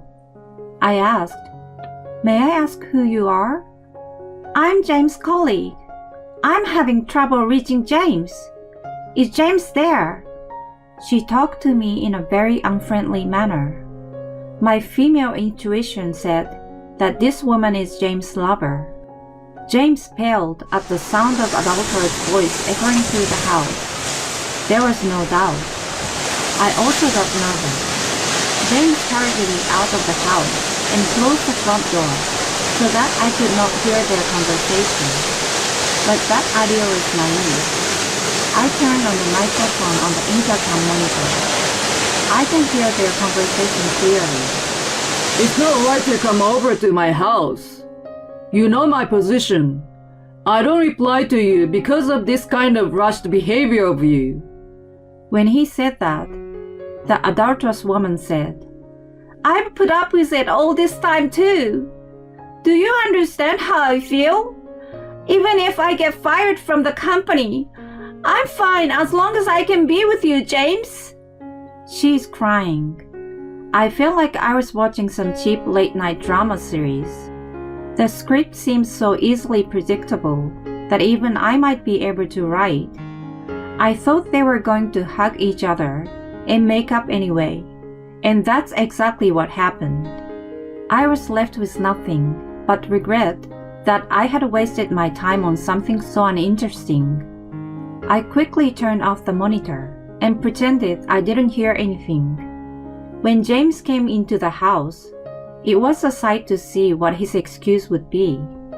About 5 minutes later, James returned as if nothing has happened. An employee who lives near here delivered some materials to me, and shows me the envelope. I responded appropriately and decided to let him fool me for the day. The next day, I finished my chores and started my important work. When it comes to cheating investigations, you should go to the credit agency. But I didn't want to spend money on this nonsense. I started playing detective by myself. I slipped a GPS into James' cover, and I started watching him all the time. On the third day after I started it, there was an immediate movement. After work, he headed in a different direction from our house. I followed him. He went into the house of the woman he was having an affair with, and he didn't come out for about 4 hours. He told me he was working late, so I'm pretty sure he was having an affair. I caught the two of them on camera getting along. I also made sure to check James' messages on my computer, which tell he is going to be late. It was so easy to capture them together, which made me sincerely glad I didn't hire an agency. The material is so well done that it is hard to believe that I have been playing detective for a week. I was even about to start to think I have been a detective in a previous life. And that night, I questioned James. James, there is something you're keeping from me, isn't there? I think it's time to settle that story now. But he changed his face to a serious one, as if he could sense my determination. What's your point? What's wrong with you? You are living a stress-free life where you don't have to work. There is nothing more luxurious than that. I think you should turn a blind eye. He doesn't seem to feel sorry at all. I'm fully prepared for that. I don't have any feelings left for James. That's why I said it clearly. That's called moral harassment. I don't work outside the home, and I don't get paid, but I have taken care of you perfectly. So I can't forgive you, and I don't think I can be with you anymore. That said, James started to laugh. You've just saved me a lot of trouble. You're getting old. Just divorce me. You're not worthy to be fed by me. There is zero good in it for you. I knew he was probably saying something I should be upset about, but I'm not getting any of the content. I feel like I'm listening to music from some strange country. I laid out all the signs of infidelity I've ever collected on the table in front of him. James looks at it and snickers. You really have nothing to do, don't you? Forget it. The time I spent talking to you is just a waste. So get your divorce papers or whatever you're going to do and get it over with. If you're really okay with that. I handed him the filled out divorce papers. Yeah, okay. Here you go. Divorce papers. I want it done by the end of the week, so write them down quickly. And this house is my father's, so you have to leave. As I said that, his expression stiffened and changed. Wait, I will take this house. I've told the company that I own this place, so it will be hard to take that back. I will buy it from you at a discount, so you get out. That's impossible. He dares to ask for the house after being taken care of by me, and my father so much more. No. It's not a question of taking it or giving it away. A house is something that originally belonged to the owner. I don't know if you were trying to look good, but you can't do that, so you should give up. Tell the company that you lied to them. When I tell him, he got angry and exploded. He was throwing things and breaking things, and I felt like he was going to kill me. I left the house and called my father. I told him everything, and he got angry. I went back to my parents' house and told James that I was divorcing him. James agreed to the divorce, and it was decided that we would file for divorce on Sunday. Then my father told me, "It's a good opportunity. I've rented a storage unit nearby, and we can move James' stuff out there. And we can let everything there that we don't need. So let's clean up and clear out." That's what he said. I didn't get his words, but I took my stuff out as my father instructed. James seems to come home from time to time to get his stuff, but he seems to be rolling into the woman's apartment. I had something I wanted to be done by Sunday. That is to inform the company of the affair. It's not a sweet road where there are no functions. The young woman also needs to be punished for her behavior. I sent the proof of the affair to the company. The next day, I received several calls from James. He must have received the proof of the affair. I'm just telling them what happened. I don't have time to talk to you. We don't need to understand each other anymore, so I won't even try.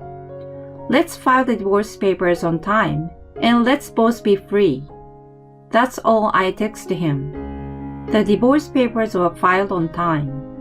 I consulted with the lawyer my father introduced me to about alimony and made sure they both paid it. And on this day, my father did the most refreshing thing. My father said he didn't want a house with that kind of seismic insecurity, so he demolished it. James, who didn't know that, was surprised when he came to pick up his stuff the next day. I just left the key to the rental storage in the small mailbox. The woman was left to pay the price for her infidelity. She had worked at the headquarters of a major bank, but was now working in a regional office. James couldn't even get transferred, so he became a copy boy. James, full of pride, left the company immediately. And even if he looked for another company, it was hard to find a job in this time of recession. The alimony he had paid me had wiped out his savings, and he was now living in poverty. He and his lover broke up immediately since then. I heard a rumor that he is now living in a shabby apartment and doing some part-time jobs. He made fun of other people for his entire life. Now it's his turn to be ridiculed, and he deserves it. As for me, I went back to my parents' house and started working as an office worker in the family business. The glitter of the city is nice, but I feel at home in the countryside. My friends live their own suitable lives, and I again realize how foolish I was in the past. From now on, I would like to improve myself by being surrounded by good air and kind people. My husband thought the video call ended and invited his mistress into his bedroom when all his family saw it. Dad! Hey, how are you guys? The kids looked forward to weekly video calls with their father, who was living abroad. I thought that after his tenure was over, we could live happily together again as a family of 4. But my name is Michelle. I got married to my husband Ian, whom I had been dating since high school right after university. It was our first love and had a whirlwind romance like in movies. Our marriage was smooth sailing for 5 years. We were blessed with 2 children. His work was going well and was working abroad on a project by himself. Raising 2 boys alone was a challenge, but being a full-time housewife with the help of my parents, I was getting by. It was a weekly video call with Ian that night. The kids were excited to be able to talk with him. By the scheduled time, I, the kids, and even my parents gathered in front of the computer. It was like a big family event. To be honest, I was longing to speak to him alone about my struggles and our future plans, which I couldn't let the kids hear. Hoping I would have a chance, I prepared my computer in front of my family in the living room. Hey, how are you kids? Have you been good boys? Ian smiled broadly when he saw their happy faces. He seemed to be well and looked the same as ever. The kids were busy talking nonstop about what they'd done and asked him when he would be back. My parents also enjoyed watching their bubbly conversations. I guess that was what it meant to have smooth sailing and be happy. After the Q&A session was over, the kids were exhausted. That was just as well. Ian lived in a country where there was a 12-hour time difference. They were normally in bed by that time, but for that specific occasion, they took a nap during the day to stay up. We'll put the kids to bed. You guys can talk in private if you like. My parents were considerate and left the living room with them. I appreciated them for doing more than I could expect. We talked for half an hour about the kids' growth and future plans. And Jack finally managed to swim 25 yards the other day. He just wants to swim every day now. And Dean's doing very well in school and his teacher praised him. I'm looking forward to their future. Lately, I've been thinking, thanks to your work, we have a good life. But when I think about them growing up fast, I want them to have a little more time with you during this sensitive period. Of course, I know it's difficult. I understand, but these couple of years are very important for my career. If the project succeeds soon, it will be easier for me to come back. I'll be able to spend more time with you guys then. Let's be strong for them. He encouraged me. After that, I gossiped a bit about mommy friends and asked him about his plan for the day. Soon I reached the limit of sleepiness. My parents, who had put the kids to bed and returned to the living room, also looked tired. I'm sorry, I'm exhausted now. I have an early start tomorrow, so I'm going to bed. I thought I had hung up the video call. My brain must have shut down already because I turned off only the camera and the speaker, and the call itself was still connected. I must have looked to Ian as if the call had ended.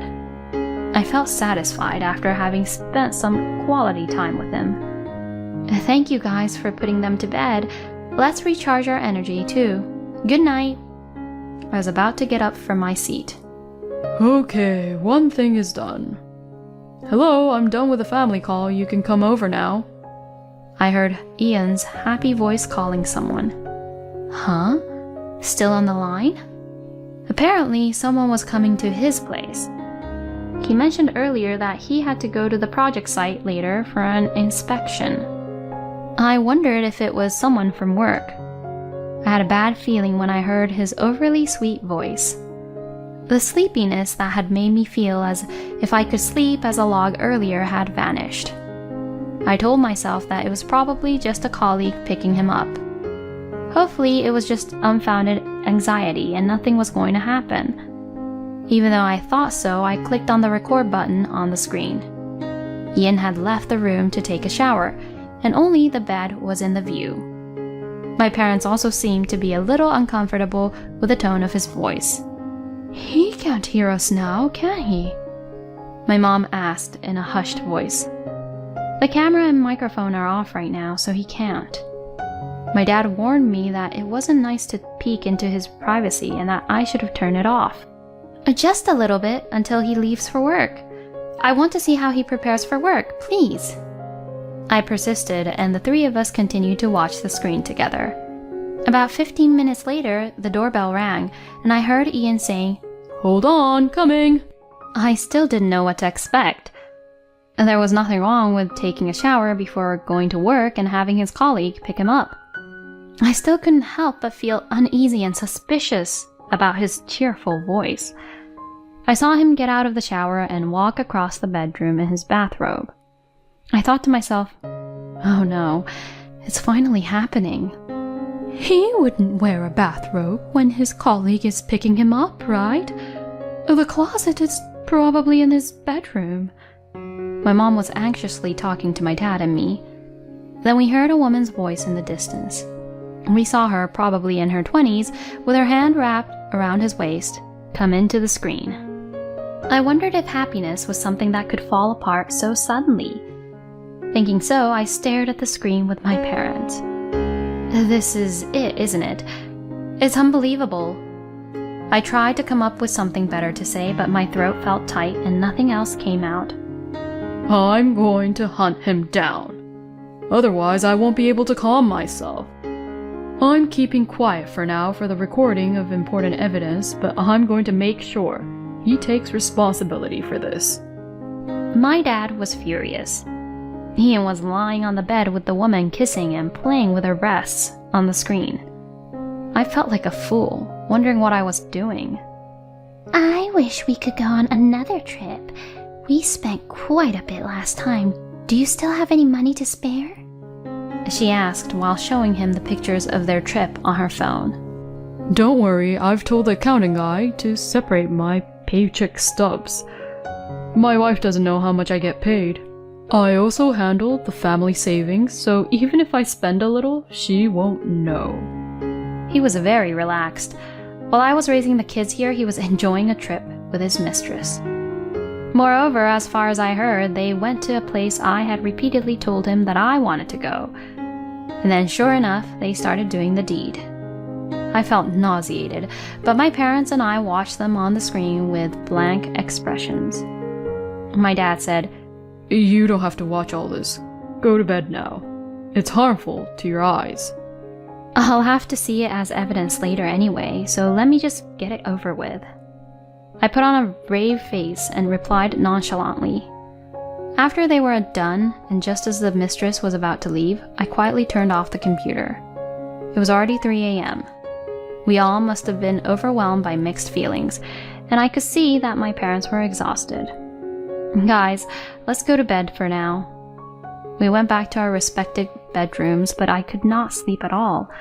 My body was too tired to move, but my brain was in a state of shock. My heart was beating 100 miles an hour.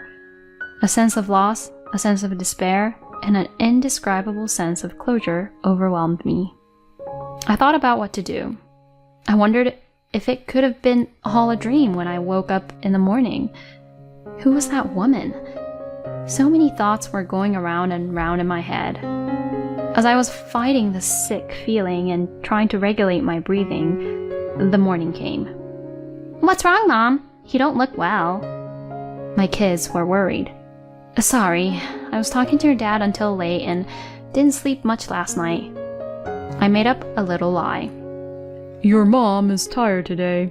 Nana and I will drop you guys off. My parents took over my task for me. Get well soon, Mom. Let's go. The encouragement from the pure and kind kids almost brought tears to my eyes. I tried hard not to cry and send them off with a smile. I needed to get some sleep. I couldn't think straight.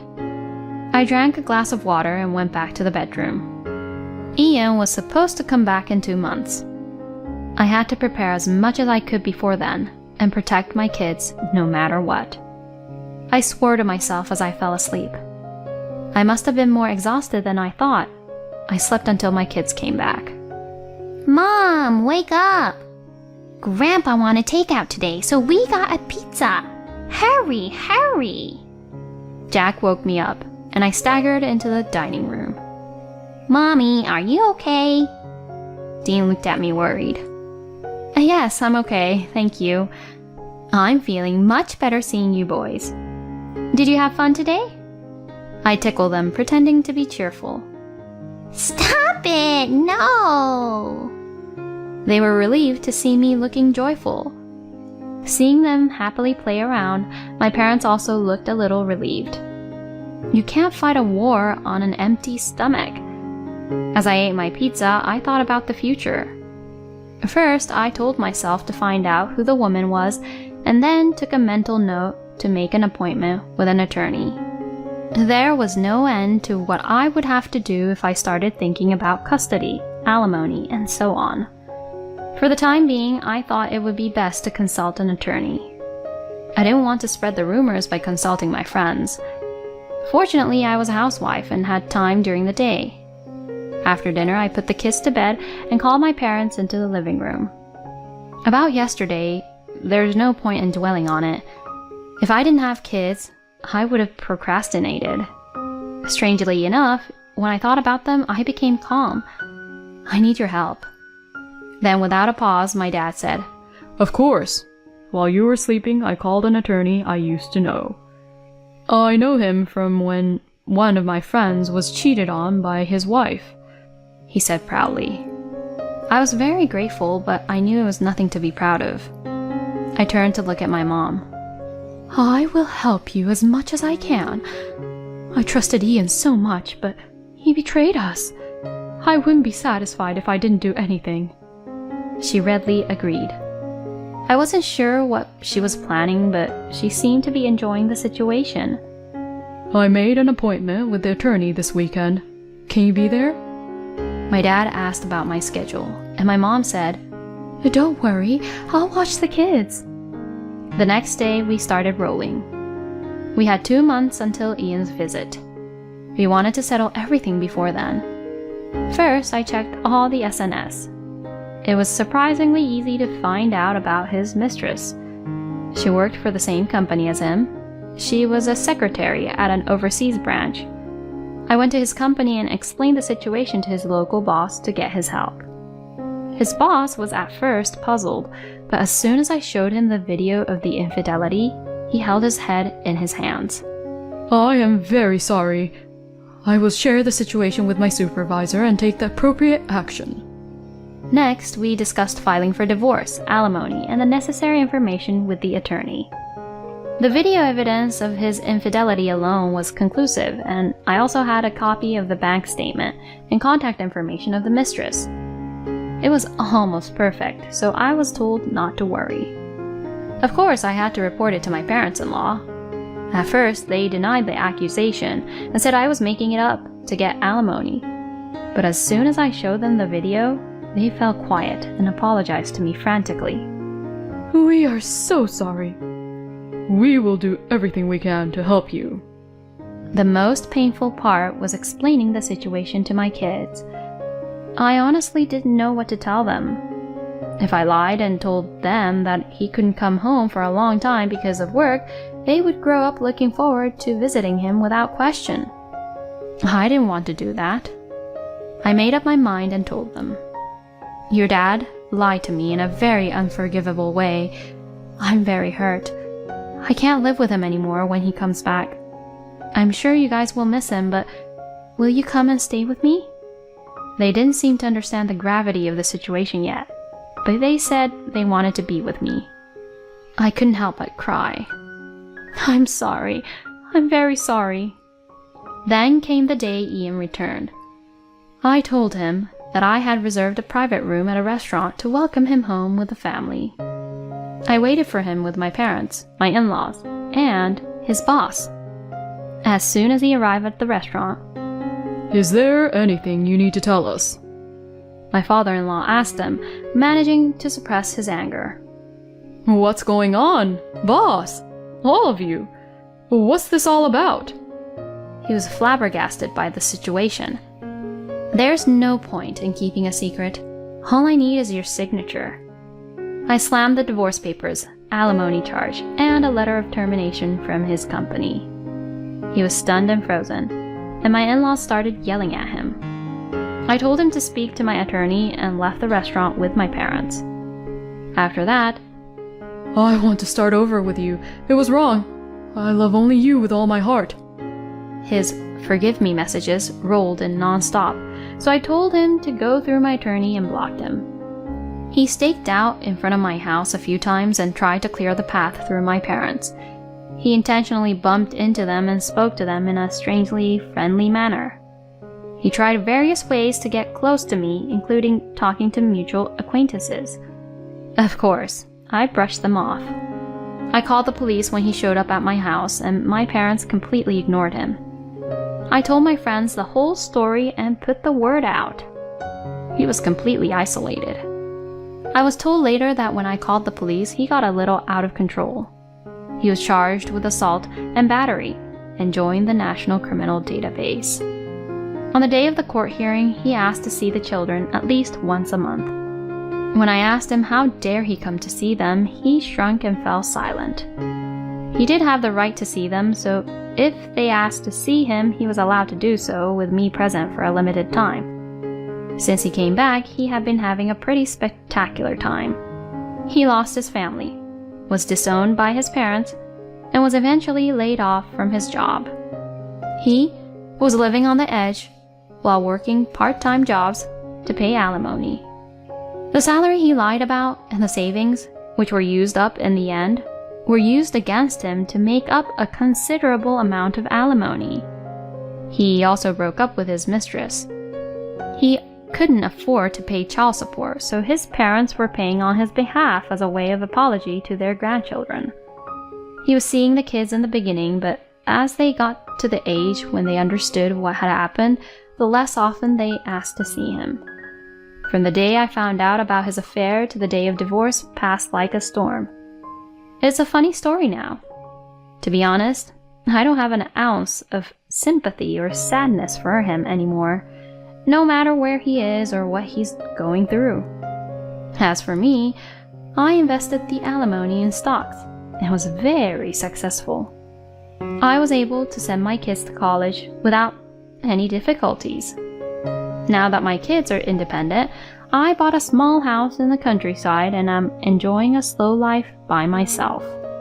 What I enjoy most now is seeing my adorable grandchildren. Although it's not a convenient place like the city with everything you need, it has a lot of nature, clean air, and a very pleasant community. I don't have a lot of reasons to go to the city, so I'm satisfied with this tranquil place. I have a family who loves me very much. My sons come to visit me with their families during the summer vacation. I spend my days thinking, I'll never want to give up this happiness. My husband threatens me with divorce paper every time we have a fight. I had enough, so I signed the papers and... You better think once if you think that it's okay for you to talk to me like that. If we get a divorce, then you'll be the one on the street, you parasite. My husband, Will, sneered at me as he said that. Apparently, my husband did not know how much I had contributed to our family.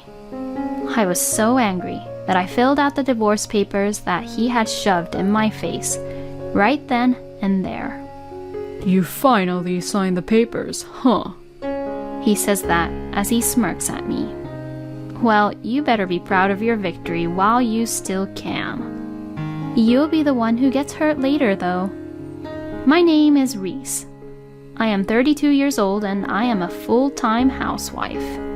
It has been 1 year now since I got married to my husband, Will.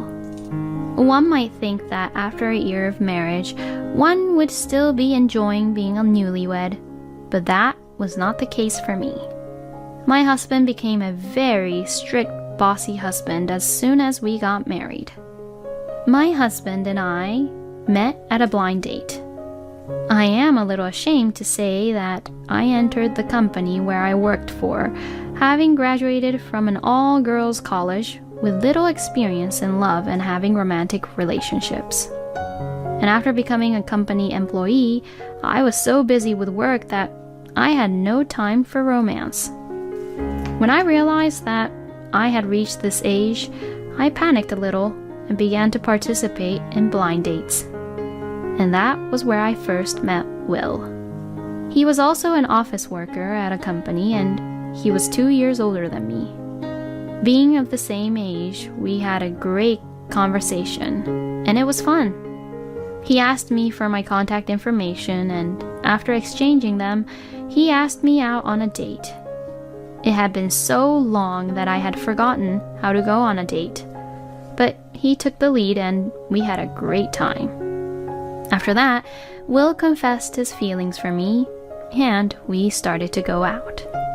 Since we are at this age now, I want us to be together with marriage in mind.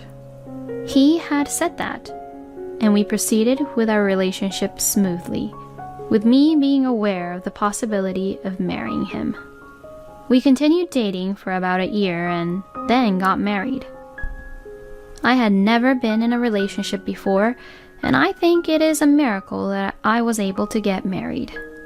My friends around me kept saying to me, It would be perfect if only Reese could find someone good enough for her. And since I was the only one single out of my friend group, I was the one most surprised that I could finally get married. I was so happy to be congratulated by so many people at the wedding, including from my friends and my colleagues from work. I realized that getting married was a really happy thing. But now I think about it, the wedding was actually the peak of my happiness.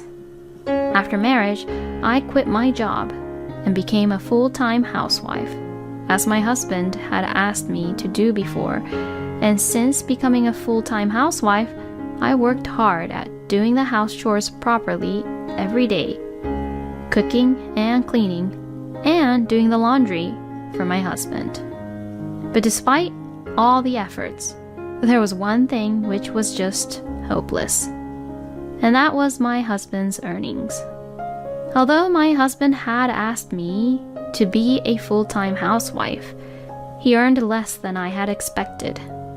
We could manage to make ends meet and live together, but it was still difficult to be luxurious, and it would be very difficult if we ever had a child. But my husband put a lot of pressure on me by saying, I'll do my best to earn money, so don't slack off on the house chores.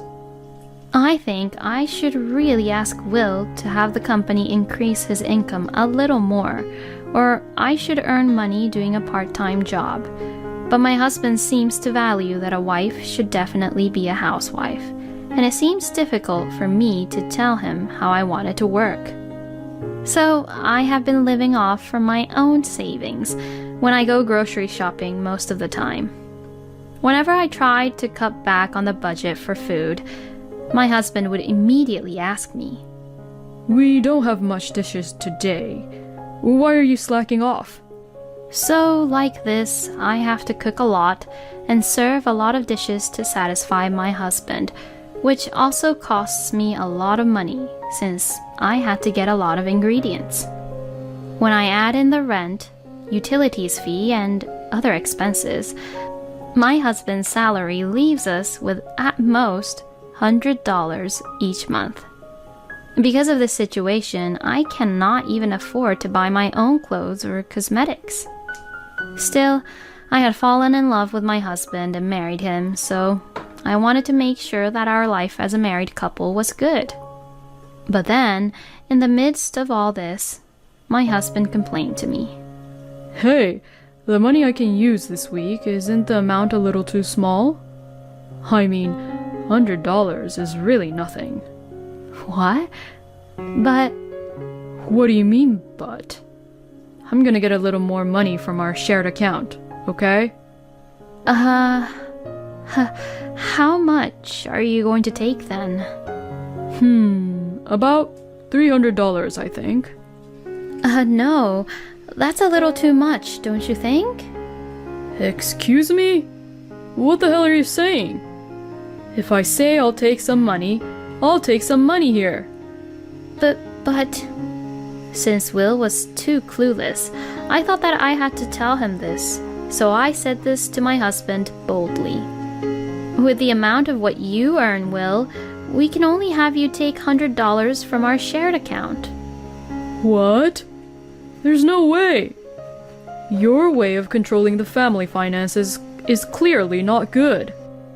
But even if you say that, I can't have you take more than $100 while you won't let me cut down the budget for our food. You really are a useless scumbag wife. Excuse me? When I had boldly argued against him to let him know of our current situation, he began to treat me horribly. If you go against me like that, then I'll divorce you. Huh?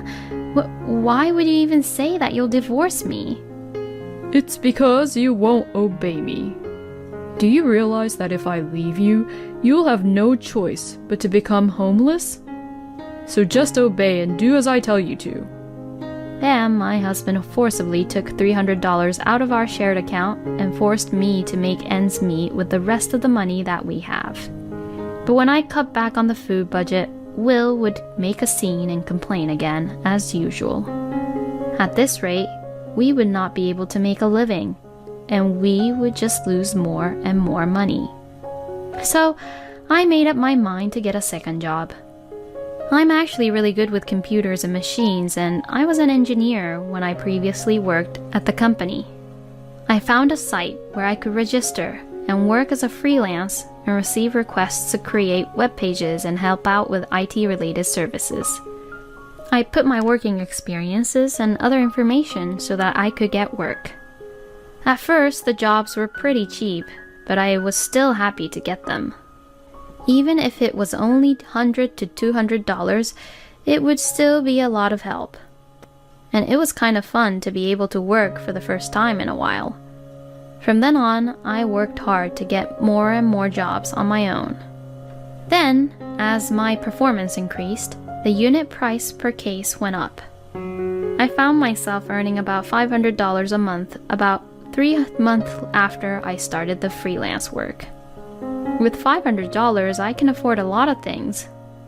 Earning some money seemed to stabilize my mind with all the concerns I had, and I was able to spend my daily life more peacefully than before. But recently, my husband began to spend money really lavishly compared to before. He started buying expensive clothes and accessories. Hey, aren't you spending too much on your clothes and your accessories? I mean, how can you buy such things with the $300 that you have? I simply wondered how he was buying things, so I asked him. Then my husband said something which shocked me. Oh, well, I withdrew money from our shared account and spent it, of course. What? You said you don't have any money, but you have it all saved really well. I quickly checked the bank book on the bank app of our shared account.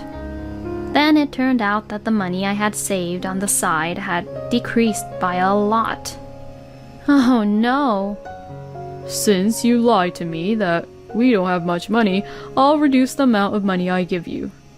Huh? And I'll be taking $500 per week for me to use it for the week. No way! That's too much! How much more do I have to cut back? As you can imagine, I had reached my limit. I couldn't let my husband do whatever he wanted any longer. You should at least understand my hardships a little. I'm working so hard on your limited income, and I think you should at least be praising me and being grateful for it. When I said that, my husband's face turned red, and he got angry. You've got to be kidding me. You have some nerves to insult me, huh? Wow, you really pissed me off. Now, I'll be taking $700 a week. If you don't agree to it, I'll divorce you. Saying that, my husband took out some documents from a drawer. I beg your pardon? Why do you have these divorce papers? I prepared all this just to make you feel threatened. So if you ever go against me anymore, I'll really divorce you. This is just completely unbelievable. How can Will be so arrogant and selfish like this? But unfortunately, at that time, I was still earning a small amount with my side job.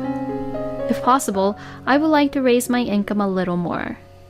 Besides, now that my husband has taken the liberty of increasing the amount of money which he would take for the week, if I don't raise my own income, the cost of living will become really harsh. I worked harder than ever and tried to take on more work. But then one day, my income suddenly increased. I began to receive work from several clients on a daily basis with a higher price. I found myself earning about $4,000 per month. At this point, I didn't need a husband who was being very bossy and strict with me even though he didn't make much money. Then, around that time, my husband began to pick on me again. You really don't have much variation in the dishes you make. You really are a useless, good-for-nothing wife. You're a full-time housewife, so why are you so bad at doing the house chores? You're not even pretty, and you're useless as a housekeeper. You're the worst. What do you mean, a housekeeper? Have you been looking at me like your housekeeper instead of your wife? Of course. I took in a dull-playing woman like you as my wife, so you better be grateful I even did that for you. Excuse me? I can't believe you. You really are the worst. You better think once if you think that it's okay for you to talk to me like that. While saying that, he took out the divorce papers and shoved it into my face. If we get a divorce, then you'll be the one on the street, you parasite. My husband Will sneered at me as he said that. Apparently, my husband did not know how much I had contributed to our family. I was so angry that I filled out the divorce papers that he had shoved in my face, right then and there. My husband was momentarily surprised, but seemed happy as he looked at the divorce papers I had signed. You finally signed the papers, huh? He says that as he smirks at me.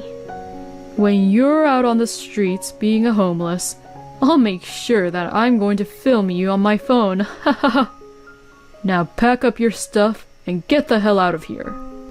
Well, you better be proud of your victory while you still can. You'll be the one who gets hurt later, though. I did as I was told, and I packed my bags and left home. And I immediately stayed at a hotel.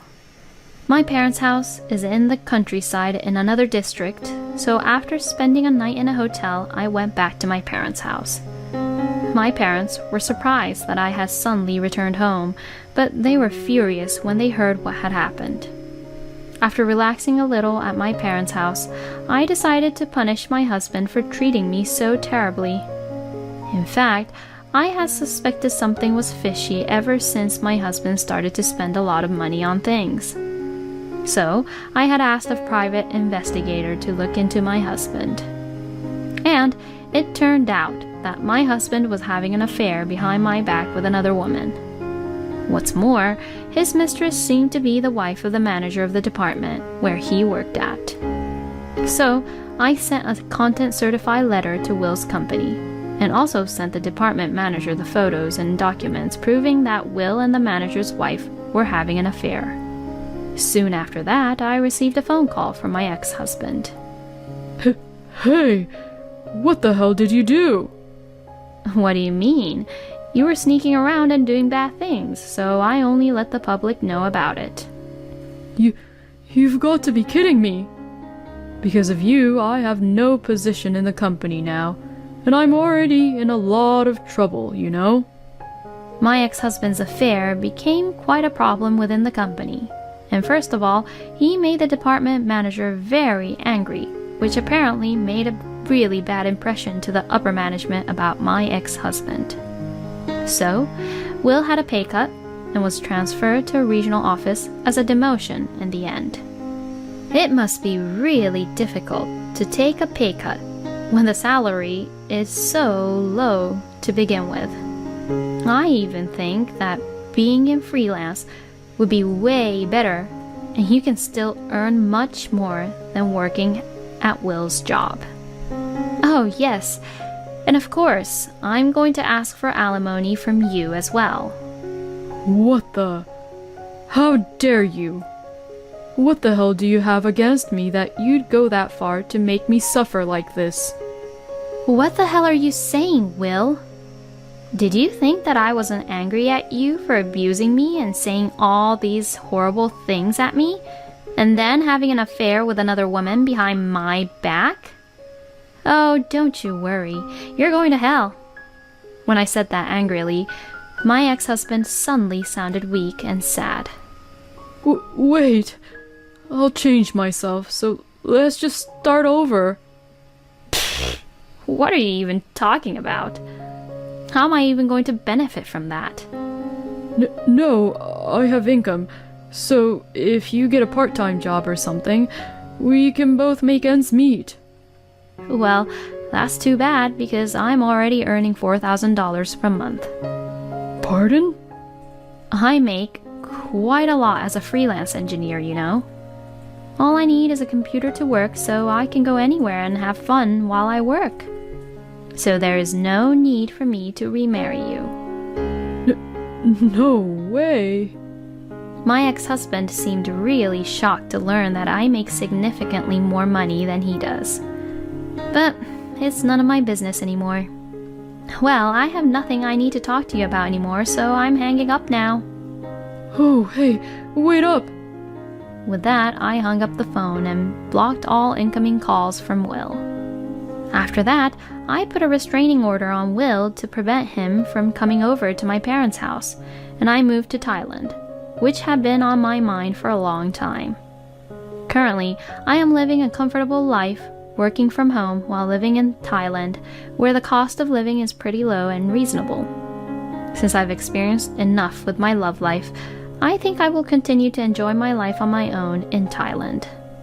It's pretty lame that Will has a low income even though he was the husband and he was acting all arrogant like that. And it's disgusting that he was also having an affair. A man like him really should go to hell, treating his own wife like that. Reese could have punished him a little more, don't you think?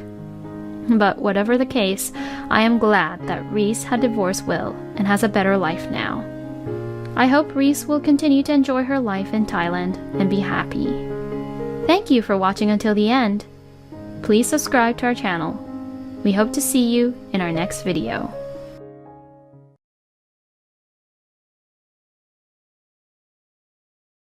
How long are you going to stay in this house? Hurry up and take your ugly child and leave. You can say whatever you want about me, but I don't want you calling my daughter ugly.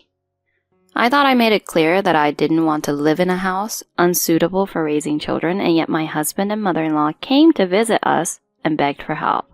Stop being so demanding. Seriously. If you keep saying whatever you want, my scary princess will blow up. My name is Bia, and I'm 43 years old. My daughter already scolded me for not gently letting the lotion soak into my skin, saying my beauty standards are too low. I mean, I used to put in effort when I was younger, but as you get older, you can't even admit that using lotion feels like a hassle, right? Let's talk about memories with my beauty-conscious daughter. When my daughter was 5, I was living with my husband's parents because my husband's father had passed away, and his visually impaired mother couldn't live alone. She begged to live with my sister-in-law instead, but she refused. Living with my mother-in-law like that was never going to work out. She thinks of me, a stay-at-home mom, as a slacker or something. She doesn't even bother to make breakfast or lunch herself, just orders me to do it. And that's not all. She demands massages, to fetch tissues from the table, to make coffee or tea all day long. But I'm a mother desperate to take care of my 5-year-old daughter. I'm never idle. If my child has a fever, I'm there for her, and if she suddenly starts crying, I listen. My life revolves around my daughter, so I can't fulfill all of my mother-in-law's demands, but I can't let that bother me, and I just accept it as inevitable. In the first place, apart from her bad eyesight, my mother-in-law is healthy, and the doctor says using a cane and actively walking is good for her body. So honestly, as an adult, I thought she would move around for her own health. But apparently, my selfish mother-in-law took issue with my thinking. My husband Billy ignored me and reported something outrageous. It seems that if my mother-in-law's requests are not met, she considers it being ignored. I can't take it anymore. Of course, I protested to my husband, but he sided with his mother. It's your fault you can't balance taking care of my mother and your child. So naturally, I thought he should try doing the same thing. At first, I held back my dissatisfaction with my husband's words, but my mother-in-law's selfish demands didn't stop. Finally, I argued. Your mom's only problem is her legs, right? Why do I have to get everything from tissues to the remote control off the table? I'm not your mom's slave. My mother-in-law fiercely countered, trying desperately to justify her words. That's not it. It's because you lack kindness. My husband, seeming fed up with the interaction between us, suddenly snapped and blamed everything on me. It's your fault. My mother-in-law, with a victorious face, acted as if I were the only one at fault, while my husband sighed, asking why can't we all just get along. If you're going to complain about me, why don't you try doing either the housework or the childcare before you complain about me? I don't care anymore. He slammed the door shut, disappearing into the bedroom. My mother-in-law looked at me as if to say, "Now you see?" and it's extremely unpleasant. Why do I have to be painted as the villain? I don't know if it's sadness or frustration. After giving my daughter a bath, I didn't want to return to the same bedroom as my husband that day, so I slept alone. The next morning, I greeted my husband coming down from the second-floor bedroom with a big smile and a good morning. It's better not to drag out fights, right? But my husband ignored me. He would say things like, "You hate me," while also resembling my mother-in-law. Even my daughter asked him, "Daddy, what's wrong?" but she also got ignored. For about a month from that day, my daughter and I were ignored by my husband. At first, I thought, he'll come around soon anyway, but as the situation continued, I eventually stopped talking to him. The word divorce kept popping into my head, but I worried about what would happen if my daughter heard people bad-mouthing her at kindergarten because her parents divorced, or what would happen when she grew up. However, by ignoring my daughter and me, my husband seemed to think he was superior to me like his mother. He started hurling even more insults at me than before. Ever since my daughter said, "Don't be mean to Mommy," it seems like he's treating her as an enemy too. Every time I'm in his sight, he lets out a deliberate sigh and gives off a bad vibe. He often looks down on me, and while my daughter hasn't directly heard his insults, she seems to sense that she's not liked by her grandmother, and her smiles have diminished. "You gave birth to an ugly child because your blood is dirty." It's not good to leave my daughter in such an environment. I guess it's divorce after all. However, I was unsure about what to do or what steps to take, and the final decision never came. Then one day, an outrageous remark came out of my mother-in-law's mouth. "How long are you going to stay in this house with your ugly child? Get out." Oh, really? At that moment of being insulted, I decided in my heart to leave today. I thought about staying with her father for my daughter's sake, but it would probably be better for her to not be in this kind of household. I'm not confident in my decision, but I believe it's the right thing to do. With that belief, I left the house where I had been ignored, leaving behind the divorce papers I had kept in secret. I had no one else to rely on besides my parents, but they initially said harsh things like, "You have a child, why aren't you coming home?" making the decision to come back. However, after I told them about the events of the past month, they praised me for leaving.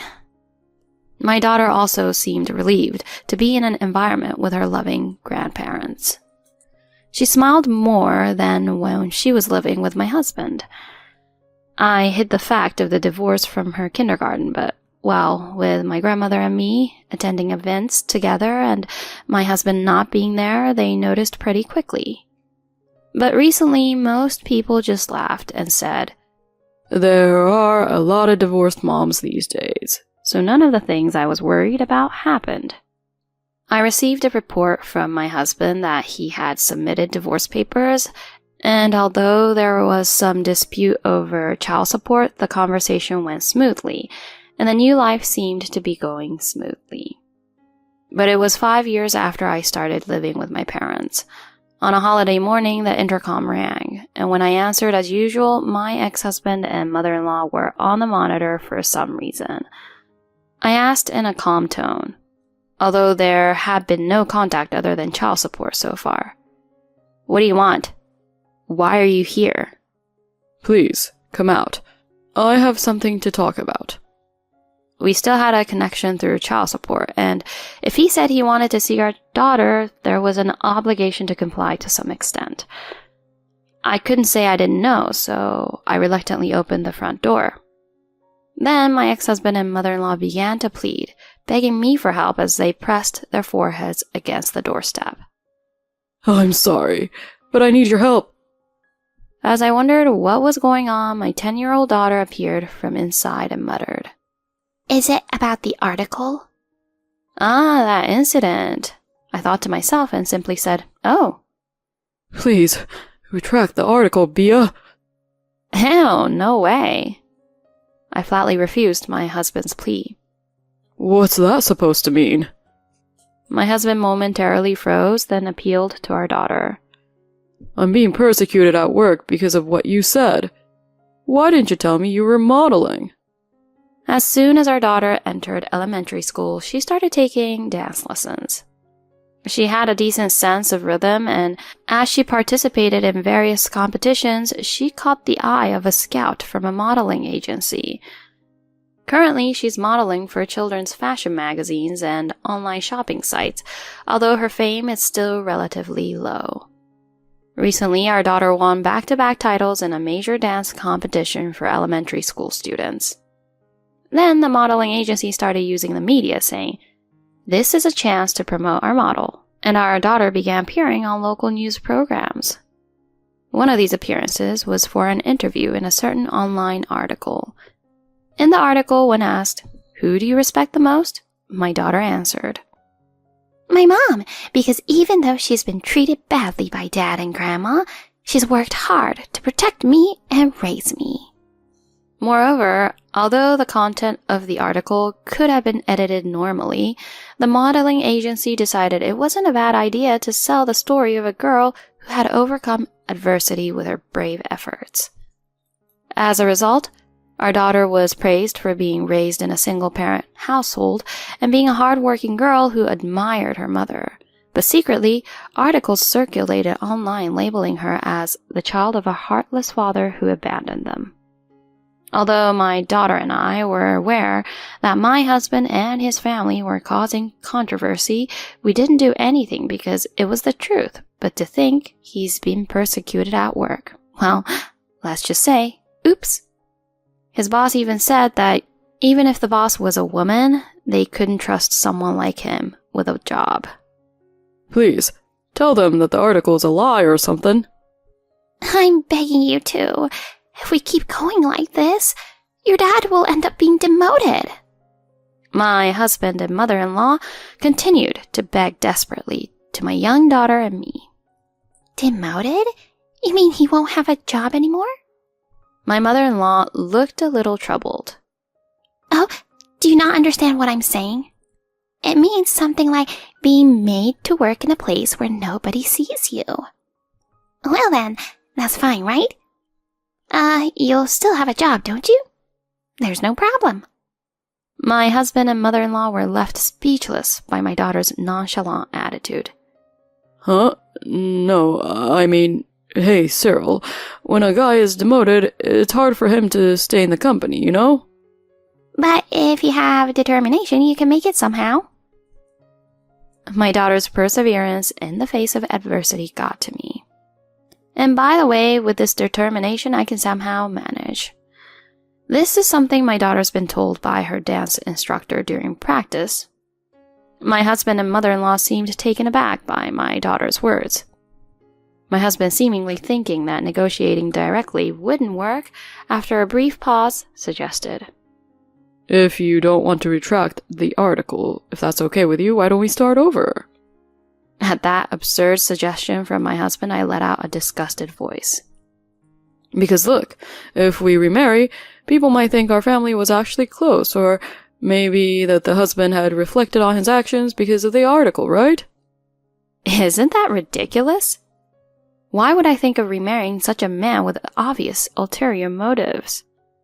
Feelings come later, even to my thick-headed husband, who earnestly talks about the benefits of reconciliation. Has this guy's brain melted over the past 5 years? His IQ is probably lower than my daughter's now. My mother-in-law conceded in my decision to go against my husband's nonsensical proposal. There's nothing we can do. Before I knew it, my parents came up from behind, and my daughter, who had been watching us, let out a slightly annoyed sigh. You can tell them what you were just told in some interview. My husband and mother-in-law were not amused. In fact, they seemed to be in a bind over my father's unexpected suggestion. What do you think you're doing with me and Mom? We are not tools you can use to make yourself look good. My husband and mother-in-law were at a loss for words, as they couldn't seem to even come up with this 10-year-old's argument.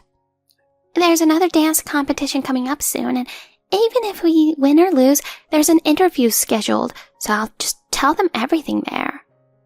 I probably talked without thinking in the first interview, but if you both keep saying such terrible things, I'll tell them everything that happened today too. That's fair, right?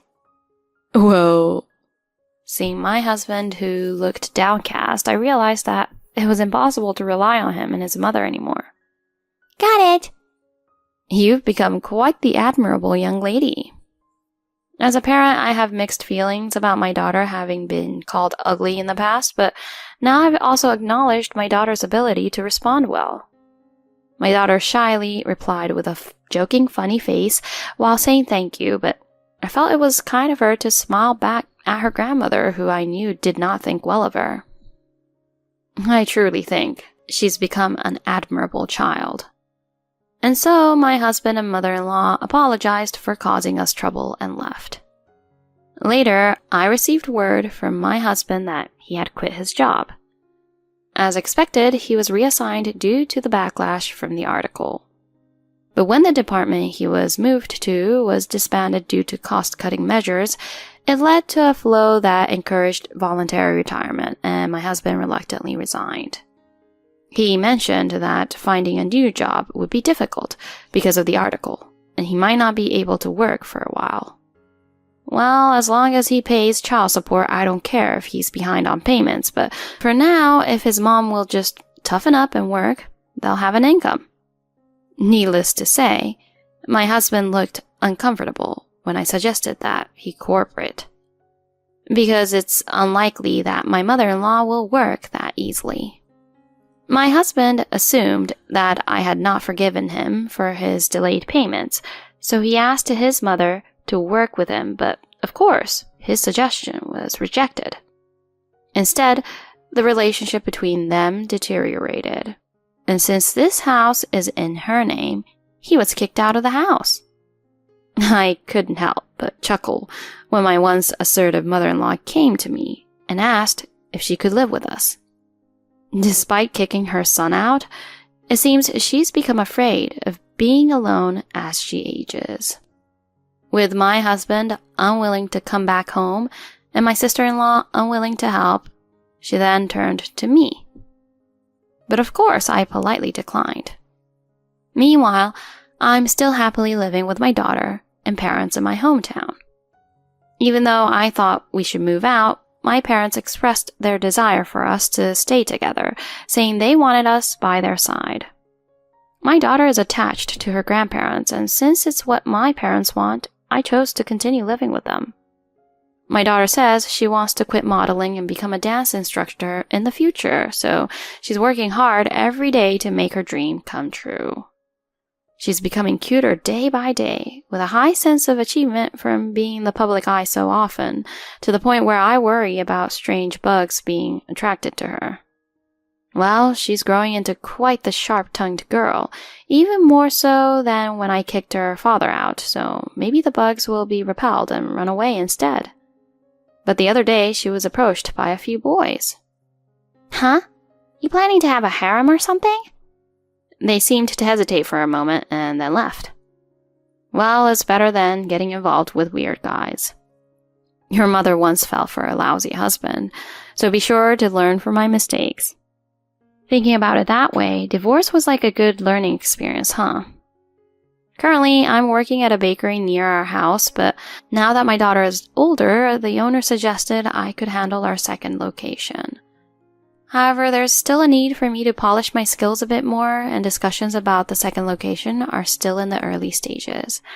But I was happy to know that the owner trusts me enough to consider letting me handle that. It's nice to see that hard work pays off, even in just a part-time job. I'm both thrilled and humbled because I only understood my own worth through a promotion system. If the second store really does open, I'll strive to be a manager that the owner will be glad he entrusted me with it. I'll make sure I can perfectly replicate the owner's bread before then. Our relationship as mother and daughter is harmonious, and although my daughter can be a bit sassy, she's grown into a wonderful, honest girl. People often say that children from divorced families tend to have issues, and I used to worry about trivial things like that during the divorce. But now I truly believe that divorce was the right decision, because I feel so happy every day, wondering if life could really be this good.